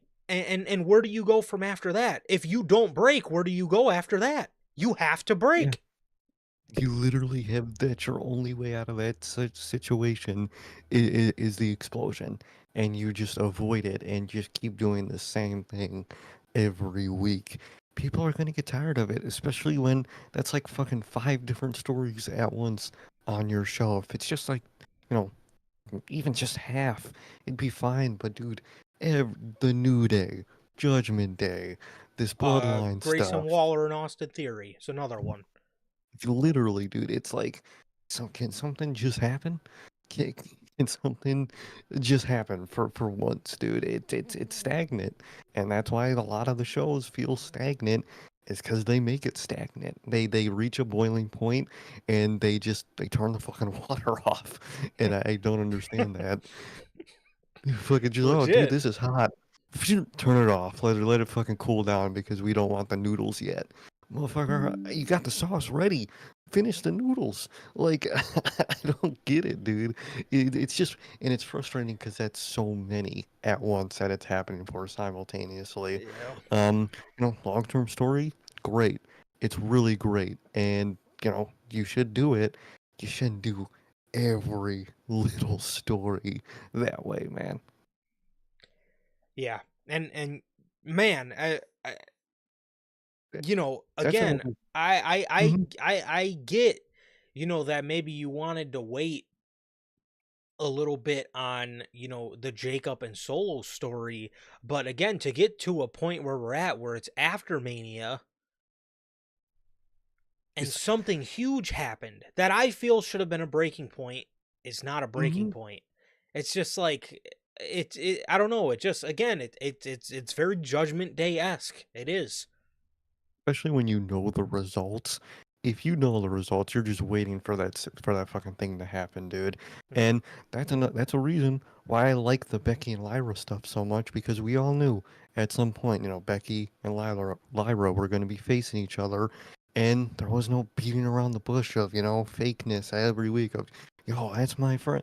It was instant, boom, explosion, popped off, and it worked. It's Yep. good. And we're getting something tangible we could sink our teeth into. And for a lot of the rest of the show, we are not getting that. Yeah. I don't know, man. I don't know. Sometimes they might wait a little bit too long. So sorry, we got caught a little bit on the JC Mateo name. I forgot to completely go over the segment because that very much so irritated me because Oh, yeah. when you get to a point where you just think to yourself logically, if like put honestly, put yourself in Jacob Fatu's shoes. Hmm. Put yourself in Jacob Fatu's shoes, and you are, with Solo, you're already kind of pissed off at him because of everything he's done to you over the past couple months and taking credit for your work. Now he brings a guy into your group that isn't a fact isn't blood, and he's bringing him into the faction and you don't like him. How would a normal person feel about that? It would probably be their breaking point. Or at Yeah, least, if it's not the breaking point, again, I'm not saying we needed a turn segment here. If that's not even tension. just a reason for him to pop off, like, dude, what is this? Have You didn't even show tell some me about tension. this. Yeah. To me, that stuff just doesn't make sense, man. It does not make No. sense. So yeah, that is that. And okay, back to Monday Night Raw. Back to Monday Night Raw. Yes, Greenville. They were a great crowd. Very, very good crowd here tonight. So hats off to Greenville. Hmm. Great crowd. So the show opens up with Logan Paul. Wonder I what he fucking said. he says he's still humble. Well, he said the same promo he gives every time. Like that banger Um, theme song he comes out to. it's so ass. It's kind of funny at this point. I don't even mind hearing it because it's so bad. If that makes sense. Man, that is It's so bad. And at the end of the day, it's Logan Paul. It's not like a person I actually like really care about has that theme song, so I'm not even that mad. is it a bird, a plane? No, it's a maverick. Banger lyrics. It's so ass, Whoever the dude. lyricist was behind that is man, Like fucking what a him, guy. dude. What a guy. Ugh, Get that man in the booth. get that So, man out of the fucking booth. yeah, they Gonna are not arrest making him. it out of the hood. No, they are not making No. it. No. Not with that. Not with those lyrics. So uh he says he is going to beat Jey Uso this Saturday at Saturday night's main event. He then starts getting mad at the crowd. Him and the crowd are going back and forth. The crowd are chanting yeet. He's chanting no yeet. If there's one thing that Logan Paul does really well, Crowd very well, interaction. it is Mm-hmm. crowd interaction. The way he like sells getting like flustered at a crowd, like the way he like starts yelling back at them is Oh is yeah. hilarious. Yes. No, I don't know yet. I Oh don't know yeah. yet. I'm saying it. Like he's really good. I wish he would play into that more because that's where the good part of his promos lie. Because that part was fucking hilarious. Yeah, very, very good. Very good. So he says he won a singles title 12 years sooner than Jay did in his singles career. Mm-hmm. He says he will beat Jey Uso at Saturday Night's main event because he has knocked him out 3 times prior to this. Then Knocked me Gunther out comes too. out. Then Gunther comes out. Gunther says, you seem pretty confident that you can beat the man that beat me. He says, to be honest, Logan, people should respect you more than they do. They may be a little jealous that you are a self-made social media megastar, and there is a lot I can learn from you, to be honest. Logan says, who knew Gunther was so smart? Gunther says, well, I'm not done. I think you can help me with social media and your understanding of online marketing. Imagine the headlines. YouTuber becomes world heavyweight champion. Logan says Gunther knows business. And at this point, you might as well be in the Low Gang. I've heard that in fucking years. Could you imagine Gunther being a low gangster? He should, bro. He does kind of look like a grown-up version of the kid he did a song Oh with. my, stop. Please. Please stop. Oh, bro. Oh, brother. Maybe he was a kid, bro. Our truth. John Cena was his favorite growing up. Maybe, Logan Paul was Gunther's favorite YouTuber growing up. Oh, please. Oh, brother. So Gunther says, to you, this is business. To me, this is very personal. And beating Jay in our rematch is very personal to me. And if you take that away from me, I'm going to feel personally disrespected. So why don't you ask Pat how it feels, or how I feel getting disrespected by non-wrestlers. He at least showed some heart, but when I look in your eyes, I see no heart. He says if you and I step into a ring, none of your accolades will matter, because when that bell rings, I will eat you alive. So, Gunther gets out of the ring. He starts to walk away. Logan starts saying, where are you going, Gunther? Where are you going? You're scared of me. As he turns around to a super kick from Jey Uso, he grabs the mic and he says, I will see you Saturday. 4 letters, 1 word, yeet. Please, who thought that was cool? Somebody who thought that saying was cool. 4 letters, 1 word, yeet. Yeah. Yeet used to be cool and fun. And now it's Wrestling fans got shoved their down hold our of it. throats. Yes. Mm-hmm. And fucking Triple H got his hold on it. I mean, fucking once he hears someone do a catchphrase, it's fucking like Vince, that's all you do. Fucking Jacob Fatu, they damn near try to do it with LA Knight, but he breaks out of that, fucking thankfully. But fuck. Holy shit, don't have a catchphrase, bro. Don't. Because it'll fucking just be a detriment to you. It's like what Exactly. AEW did with Adam Cole when he first Oh. came into the company. And all he was saying, it seemed like he was just constantly saying boom. Or he was saying story time with Adam Cole, baby. Like, dude. Mm-hmm. Like, low-key do it with like Punk with the is it a good day to be alive and fucking fuck all America, whatever the fuck they're at. yeah, the that time. is It's like, their they do a lot of I don't know. I wouldn't necessarily at least I would refer to them as like their shticks rather than their catchphrases, because Rollins does it as well.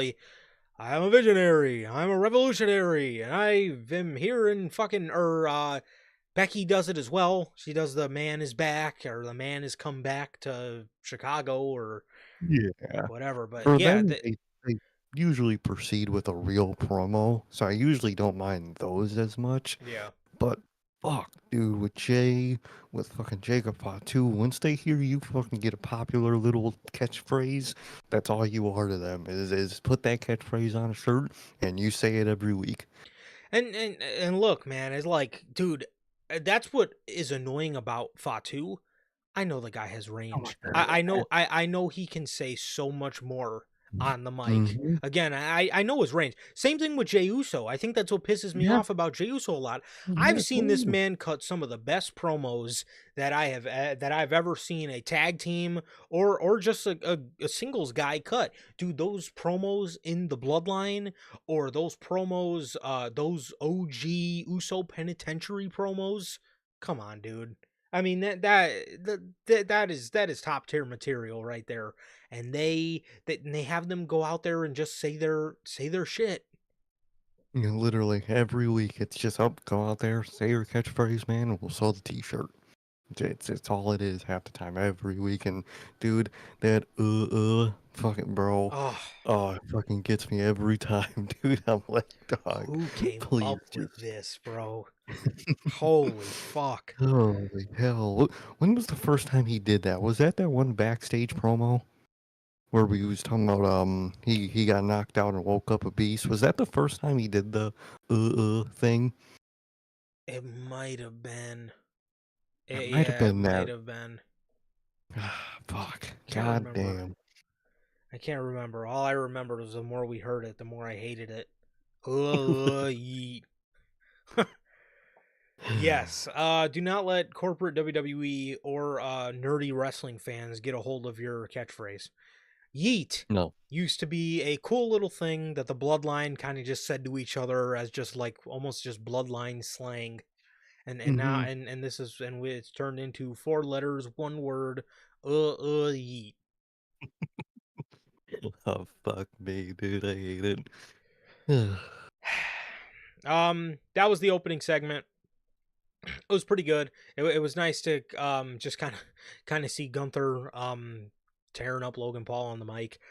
So yeah, I mean it was pretty good, Literally. and it was something different other than Rollins coming out there and just talking about he's the future, and then to be interrupted by like Jay or Sammy. I thought this was at least just something a little different. Nice. Well, most definitely, man. Logan Paul's first part when it was just him talking, that's usually the same thing every time.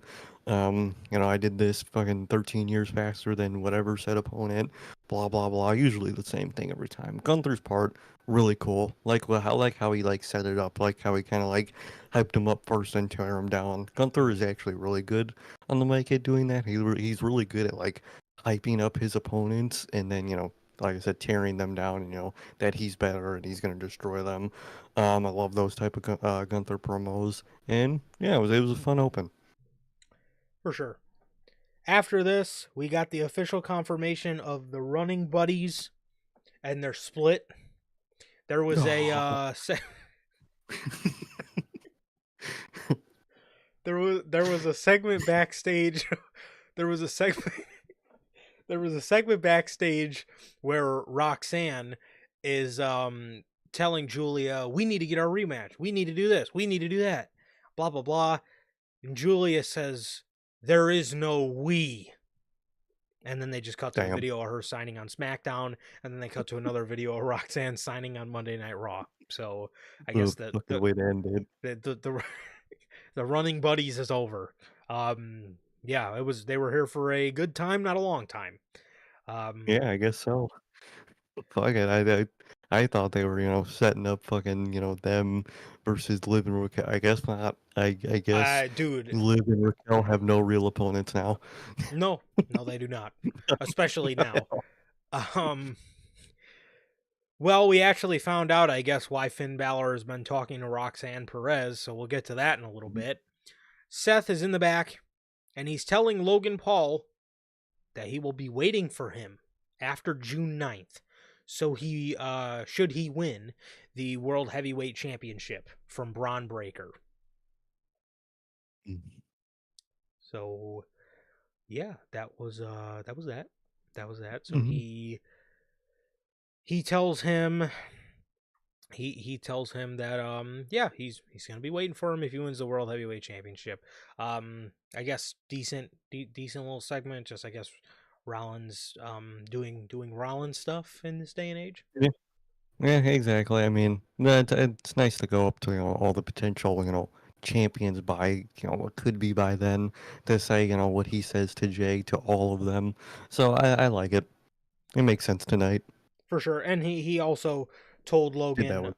yeah, he also Hmm. told Logan, don't, if Braun, weakens Jay up for you, don't forget what we did for you. So Yeah. that was, it was nice. It was cool, for sure. Yeah. So speaking of the running buddies, Roxanne Perez is in her Money in the Bank qualifier against Becky Lynch and Natalia. Mm. We have seen the re I was gonna say re-debut. What am I talking about? The return of Lyra Valkyria here Yeah. on tonight's show. Lyra came back to cost Becky Lynch the match. She came out, started attacking Becky Lynch, and as they were fighting on the ramp, Roxanne hit pop rocks on Yeah. Natalia to qualify for the women's Money in the Bank. She could definitely be a favorite to win that match 100% for I me. think she might be. I think she might be my favorite to win that match, especially now that they're setting up tension with her and Liv in them possibly. Mhm. I would really wouldn't be shocked. You saying she's gonna cash in on the tag team championships? No, I'm just saying, she's just, kind of mixing it up with previous world champions. And, Ah, if she's around Liv and she does eventually win it while she's still around them, knowing Triple H, that's probably still going to be the case. She could, rub it in Liv's face and that'll get more Judgment Day tension in the next fucking 2 years. you know what? So if they happen to now, I don't know how likely this is, being that technically as of right now in May, Roxanne and Liv are still both heels, but SummerSlam is in New Jersey. Liv is from New Jersey. I would assume she's going Mm. to be in a pretty big match at that show. Who's to say She could, Roxanne isn't the world champion? Uh, Roxanne isn't the world champion defending against Liv Morgan on that show. I Not to wouldn't. say that I don't think Liv will win. I don't think they would put the title back on her. But I mean, they could very well just have her in a tag team match on that show. But if they did want to Mhm. get her in something big, they could do Or that as well. even in her hometown, she could have just like a championship content or just championship match, and maybe that's the match that she cashes in on, and inherently Mm. fucks over Liv, in which Judgment Day tension that fucking is never Oh, gonna be cut. yeah. But I could see something like that too. I think they're building some type of tension between those two in the future with all this. So I really wouldn't be shocked. I think to me right now is the most likely winner of the women's Money in the Bank. Very much so. I could see that. I thought another name. I Mm. thought, because we've kind of been hearing her name a little bit for the past couple of years when it comes to women's Money in the Bank. We heard it last year. She was the runner-up, I guess, behind Tiffany Stratton, was Chelsea Green, but they didn't end up putting Chelsea in the match. So And especially with Chelsea losing the, women's US title, I could see, this being her move up yeah. into, the main event scene. So I think those two are the most likely for women's Money in the Bank is Chelsea or to me, Roxanne. Well, I guess if they do a last chance, Chelsea can get Oh in. yeah, But she did I, lose her chance. I yeah, fucking forgot. I Oh guess if God. they're Oh yeah. I guess if they wanted to move her up, they could do it, but she was the Mhm. other name, and being that she's not in there, then my favorite obviously is Yeah. Roxanne now. So Roxanne at that point, most definitely. And then another name that, I don't think is going to be in the Money in the Bank, ladder match at this point. mhm. But when that little segment where Becky and Io were, talking together, Io kept saying, "I'm ready for anybody." Dude, And dude, I think her next, feud is going to be with Asuka. I heard that and I was like, "Oh yeah." who I wonder who isn't she gonna be ready for. I instantly thought of Asuka when she was saying that. Yes, before this match, dude, before Becky walks out, she's sitting there talking to Io, and Becky said something like you're not ready for me or something like that, and Io said I'm ready for anybody. And I thought to Mhm. myself, Hmm. you're not ready for Asuka. I thought Exactly. about that. I obviously thought about that catchphrase, and I was like, that's interesting. I was like, that's That's because very she's interesting. she's got to be back anytime now. So thought that Yeah, was because very, very interesting. I think that was a tease for her coming back pretty soon. I feel that could be the evolution match. I feel I think so at this point, to be honest, because I think they're gonna be. I don't think it's gonna be Rhea at this point, and I think it might be Asuka, could or very it well could be see that. Rhea still in that circle. Who knows? True, true. Um. So yeah. Yeah. So like I said, as of right now, um, I would probably say Roxanne is probably my favorite. Like I said, being that Chelsea's not in the match anymore. So yeah. Hmm. Sheamus versus Grayson Waller. Sheamus is or I guess Dude. Adam Hmm. Pierce is getting the lick back for what Grayson did to Austin Theory the other day. What were you gonna say? Oh, I was just thinking about how Sheamus could have been in the WrestleMania IC title match, and he wasn't for literally no reason. And Yeah, goddamn, my man sat out of WrestleMania. What 15 years in the game? Actually, probably more than that. I think he signed in like '08, so damn near fuck, 17 years in the game, bro. And 17, fucking 18 years in the game, and you get booted out of WrestleMania. He actually could have been in a title match for a championship and I probably still would have put the title on Dominic, but a man. lot of people are, and WWE's very lucky of this, and this will be a thing, because a lot of people love Sheamus, and I really don't think this is gonna go away. But whenever WWE does present him in that IC title picture, people are invested to see him win this fucking thing. It's literally everyone's. It's the last title he needs to be Grand Slam. It's the one title like, dude. Just pull the fucking trigger on it. Like I said, I think Dom was the right choice at WrestleMania. I still would have went with him this WrestleMania anyway. But like, how many times last year and the year before that did they have the chance to put it on Sheamus? Set it up again, cause they just fucking do it, bro. I Please. I love Sammy. I love Sammy, but Sheamus should have been the guy to beat Gunther for that IC title. If it Oh, wasn't I'm Chad not Gable, it was Sheamus. I was gonna say it was we said it our whole time last year, or whenever that was. It should have been either of those two, Sheamus or Gable. Yeah, but WWE's very lucky to have that the fans will literally hold on to that.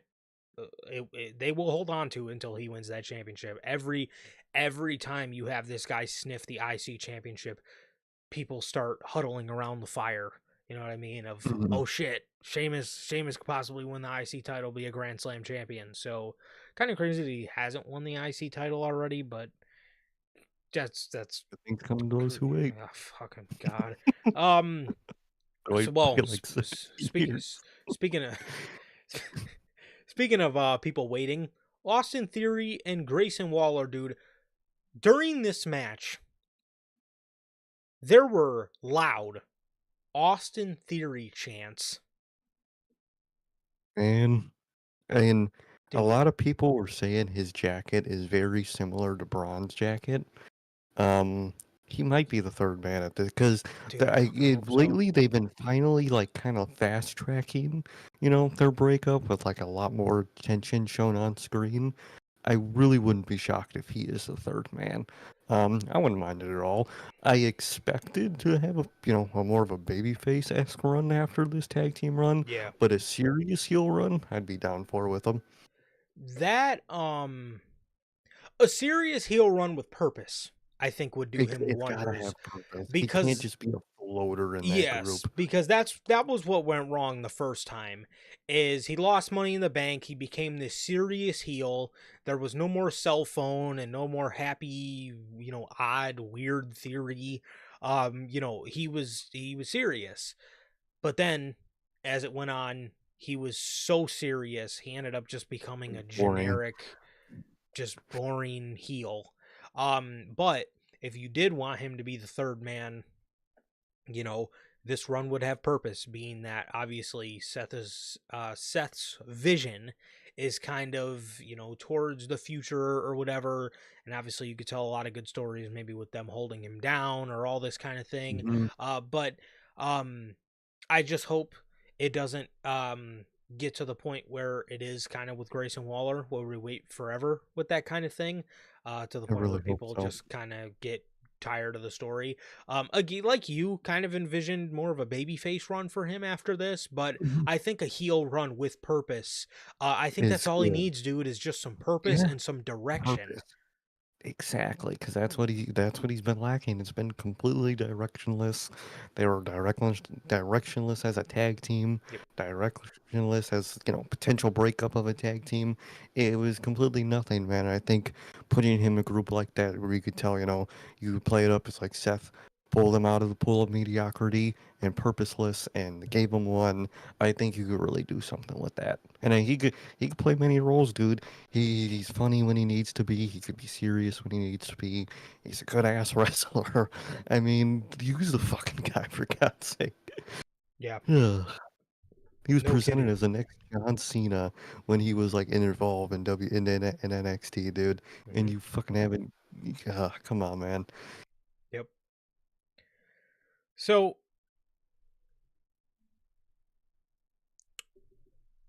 Austin Theory is Grayson Waller is obviously getting his ass kicked by Sheamus.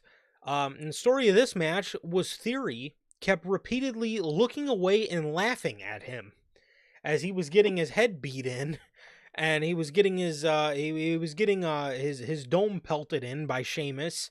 Austin Theory was laughing during the whole thing. He ended up losing to a brogue kick as yeah, they were or yeah, not they, he, being Austin Theory, was laughing at Grayson Waller the whole time. So Yeah, yes, very. I just again I hope clearly your fan base is starting to latch on to this guy again, and you have something there. And I would really Mhm. like to see him be the third man, because Sami Zayn is not your guy for that group. Please, for the I'm still begging you, dude. Stop it. Just no. No Sami Zayn heel turn. Please. Doesn't Seth have a past with Austin Theory too? Yeah, wasn't he, He was in was he one of the he the Messiah thing? yes, Yeah. the disciples. He- Yeah, that's what they were fucking called. Yeah, he was one. He's got a pass with it fits, this current state of, hit him of just, trying to fucking drop out of that fucking deep pit of mediocrity. um, I think it would definitely work, man. I think it would definitely work. I always liked Theory. I just didn't never like what they did with him. So Yes. I think it could definitely work. Yeah. So, and two, with how serious Braun Breaker and Seth Rollins can be when they want to get serious, I think Mhm. Austin Theory has the potential to be a very beloved babyface coming out of that faction, because for how Mhm. serious and how assholes they can be, I think he can add a little bit of like comedic relief, kind of like how Sammy did, that can really make people latch on to him and really love his Exactly. character. And like you said, he could be the first baby face out of that group. Because usually with a group like that, one of them will eventually turn baby face first, Hmm. and they kick him out. And I think Theory would be perfect for that like evolution turn on him scenario. He would actually be perfect for that. For sure. For sure. So he could sort of, I guess, be the Randy Orton of the group. Hmm. Exactly. I don't know if he's ripping fucking urinals off the wall, but Oh he could fuck. definitely be the Orton out of the group. Yeah. I don't I don't know about young Orton antics, but young Orton in terms of placement of the group. Um Exactly. so Tyrese Halliburton. Yes, Tyrese Halliburton of the Indiana Pacers Man, had a got more time. sit down Mm-hmm. interview on Monday Night Raw tonight. Has more TV time than Karrion Cross, like the last fucking 3 weeks. Where's he been? And I'm I assuming don't. the Was he even Europe on tonight? promo. Oh, I don't. I didn't even hear anything about one of those either. What Genuinely, the usually I see fuck? one of those on Twitter throughout the night. I'll see. I genuinely didn't see an ounce. I was gonna ask you if you saw him all night I didn't. in like the background or something, because I genuinely didn't see him all night. I didn't. Yeah, Good lord. the only people I seen talking earlier in the show was New Day and Grayson Waller. I I give up. that they were talking in the back. I fucking don't Day, know. Grayson Waller. Okay, Tony Khan. Ugh.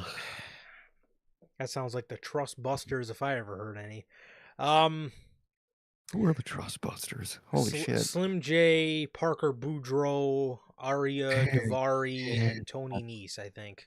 Why do I Fucking, you remember just brought that? back. I was gonna say, you just fucking, that fucking scene in Ratatouille where he flashes back? I just got Yes. one of them, bro. You said that Wow. name, I was like, oh my god. It's not a good version of that, but it's a fucking version of that nonetheless. God, You weren't a dude. big Slim J guy. Jay. Oh, fuck, dude. Oh, fuck my god. Tyrese Halliburton was interviewed by Michael Cole and Pat McAfee, where he talked about being on SmackDown. He talked with Jalen Brunson, who he's actually facing in the Eastern Conference Finals now. I think that starts Wednesday, so that'll probably be my Dynamite flipper. And yeah, so there's that. There was that. They talked about a little bit about him being in the video game. He talked a little bit about the rivalry between the Pacers and the Knicks. Um, they announced him to be on the Raw post show podcast that they do, so I don't really know why they did this, but I mean it was 2 or 3 minutes. To your point, this 2 or 3 minutes could have went to Karrion Cross, but let's be honest, I He would wasn't gonna hope get it anyway. probably not, and I would hope whatever they had in mind for Karrion Cross and his extended opportunities was not a fucking 3-minute promo segment in the back. But yeah, I mean, it's actually going to be a good series. I'm looking forward to both of the conference finals this year. I think they're going to be good. But yeah, I mean this. Michael Cole's a Knicks fan, so he's fucking basically telling Halliburton he wants him to fucking lose. And Did and yeah, Did you see Michael Cole and Pat made a bet on whoever wins Knicks versus Pacers. what's the other team? Pacers. I forgot what it was. The one if the one team wins, Pat has to wear a suit on commentary for an episode of Raw, and if Pat wins, Michael Cole has to wear a tank top for the whole episode of Raw. So that'll be fucking Dude. hilarious. I fucking hope Michael Cole's gonna Dude, win I the fucking tank. hope Michael Cole. Oh, I kind of hope the fucking Pacers fucking win now. I actually think, honestly, this year I would be fine with either of the four teams advancing. But on it, man, I do It's want to see hilarious. the Knicks win. But fucking yeah, that actually sounds fucking hilarious, dude. That That sounds is fucking hilarious. hilarious. I need to see that. So, so that was that. That was that. So yeah, should be a good a good last couple series here in the NBA finals, but or in the Most NBA definitely. playoffs, I mean, and then the finals, but yeah. So Seth was in the back telling Gunther that he was a good world champion. Gunther says, "I heard about your long-term plan earlier." He says, "Seth, you are not the future. I am." Rollins says, if he is champion again, you will make yourself a target. Gunther says he is eagerly awaiting making himself a target. And he walks off. This is great. I like you said, I like just planting seeds with all the challengers. It makes the World Championship feel more important. It's kind of annoying that the World Championship never felt this important when Gunther had it. But Literally, man. It's I like nice. how they've been doing it, and I like how it's not just obviously pointing to one person. Seth isn't just interacting with Jey Uso the whole time. He's interacting with all the potential champs with all these matches coming up. I like that they're actually doing that, and it makes it so, Seth could be facing anybody when the Hmm. time comes at this point. We don't know, and I like how they're making it known that it could be any of these three guys. Definitely. Definitely. So we got we got a backstage segment where Chad Gable was lobbying to get himself and Ivy Nile Money in the Bank qualifiers. He then got interrupted by the New Day as they just started having a fucking conversation, and Adam Pearce kicked him out of the office, and nothing came from that for the rest of the night.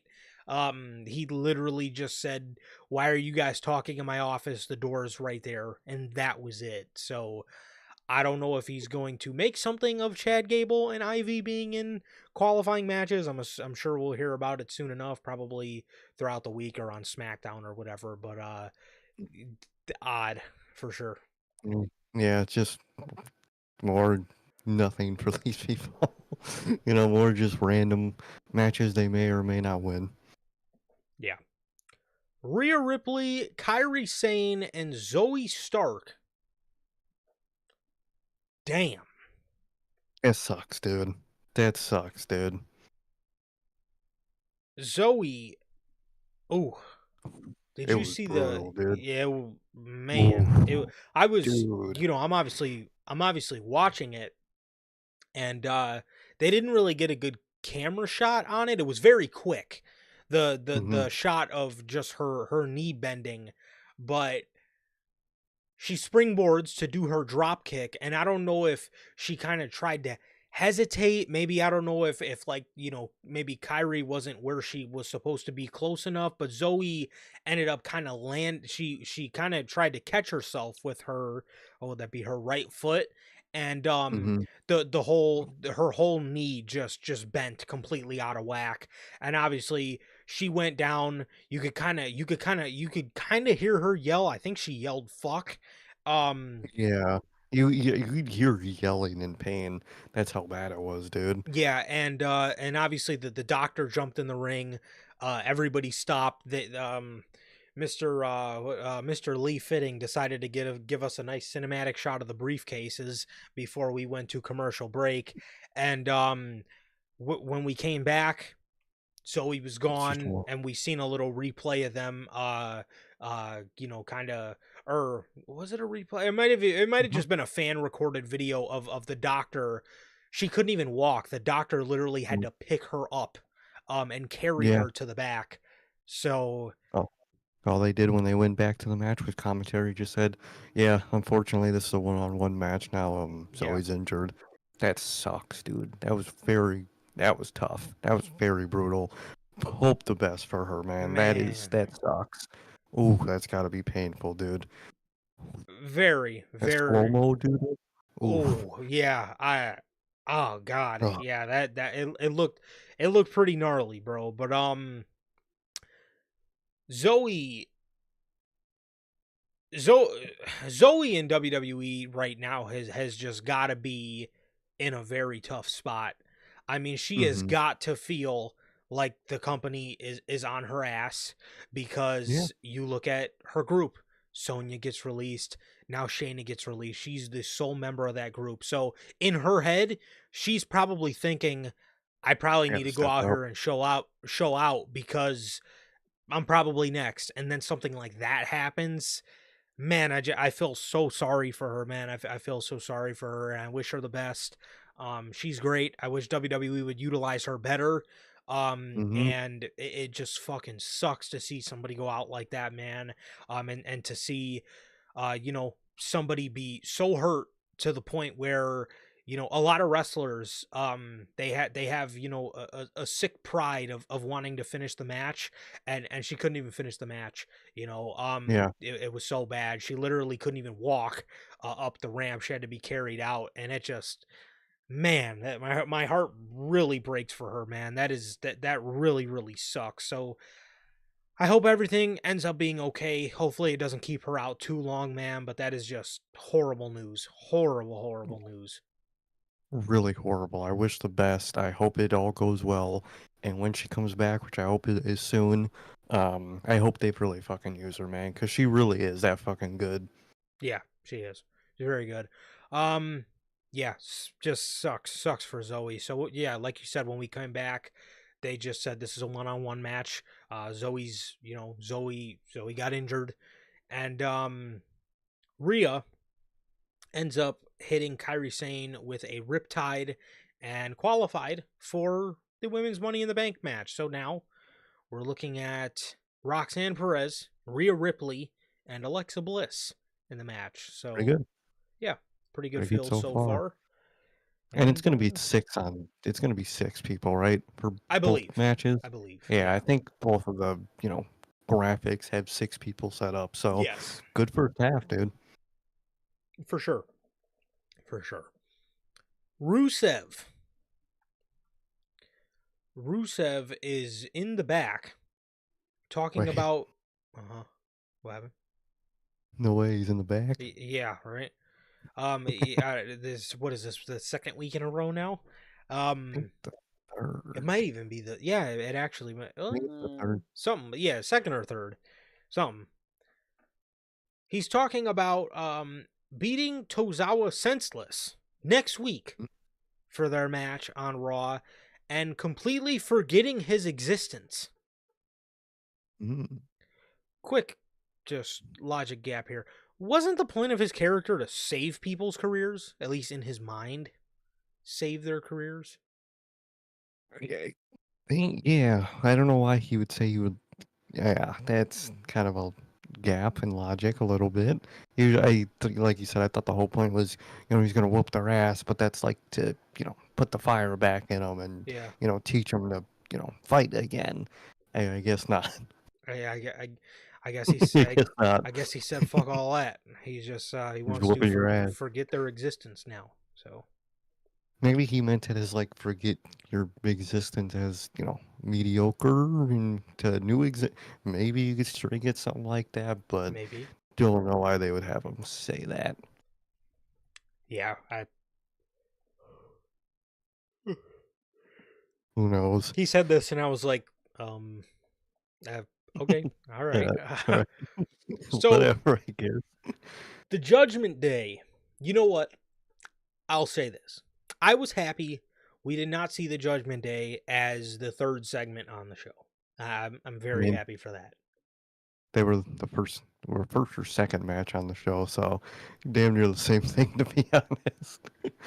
Oh my god, I completely skipped that bullet point. I am sorry. Yes, we did see that is true. They were the second match on the show. It was Penta and AJ versus Finn and JD, and the match ended because El Grande Americano headbutted Pentagon in the back of the head, and it knocked Penta out, and he got in the ring, and I believe got hit with a coup de grace Mhm. for the victory. So, furthering that feud, I guess, and yeah, Yeah, it or was fuckery. decent. I mean, the match quality was very good. The It was match really quality was good. very good, Hmm. but yeah, I guess just furthering the Grande Americano and Pentagon feud. So yeah.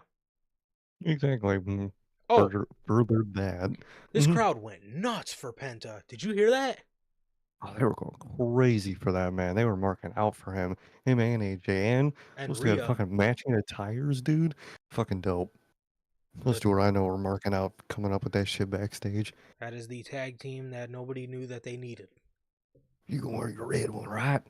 I got my red one with me. That's probably what he was saying. Yo, Penta. Yo, Phantom, you gonna wear So, your red? so,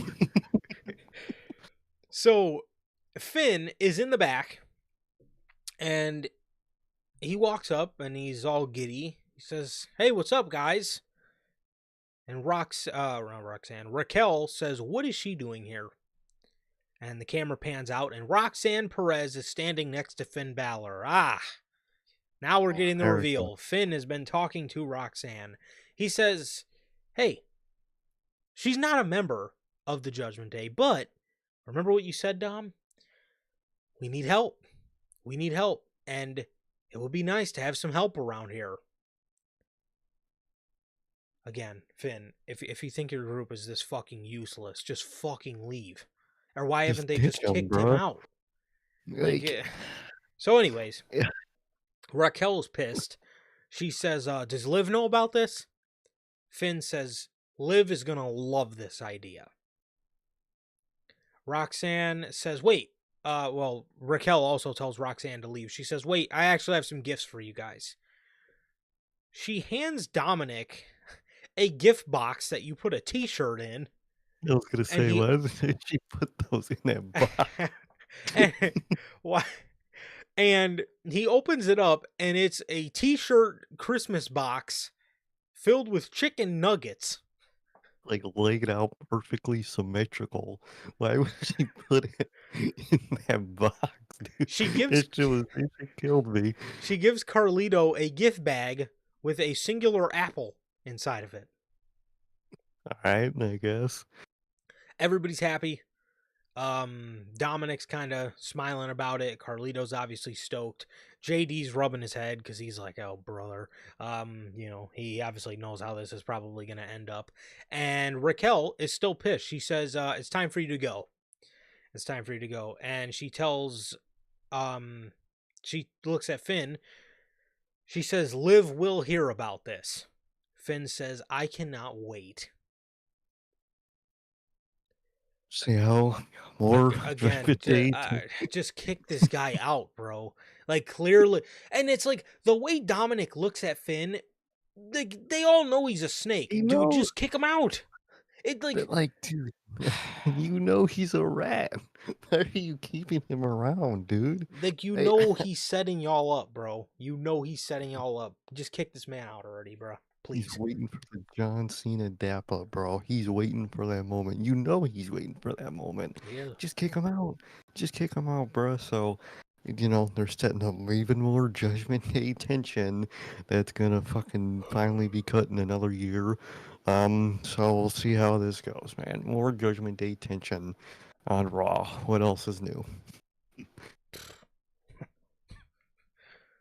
The main event, Jey Uso versus Braun Breaker.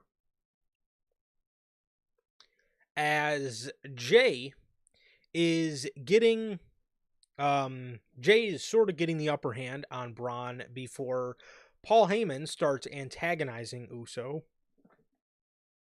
And Seth Rollins attacks from behind, thus disqualifying Braun Breaker from the match, putting Jey Uso as the winner via DQ.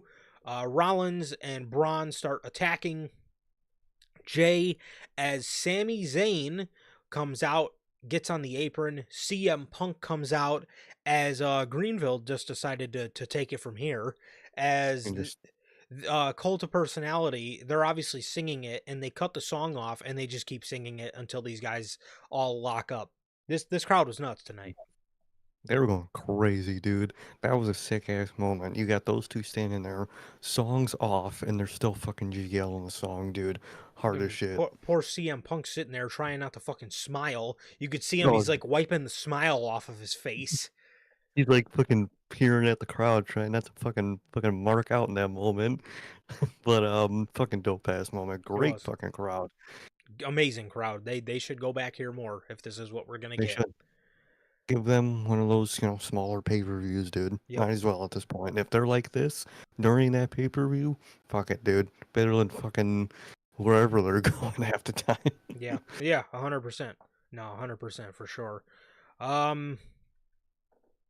So these guys brawl into the crowd, and right before their match at Saturday night's main event, and Logan Paul jumps in the ring while Jey Uso is standing in the ring watching his boys fight Braun Breaker and CM Punk. He turns around into the titanium fist from Logan Paul as Logan Paul smiles and licks his teeth to go off the air.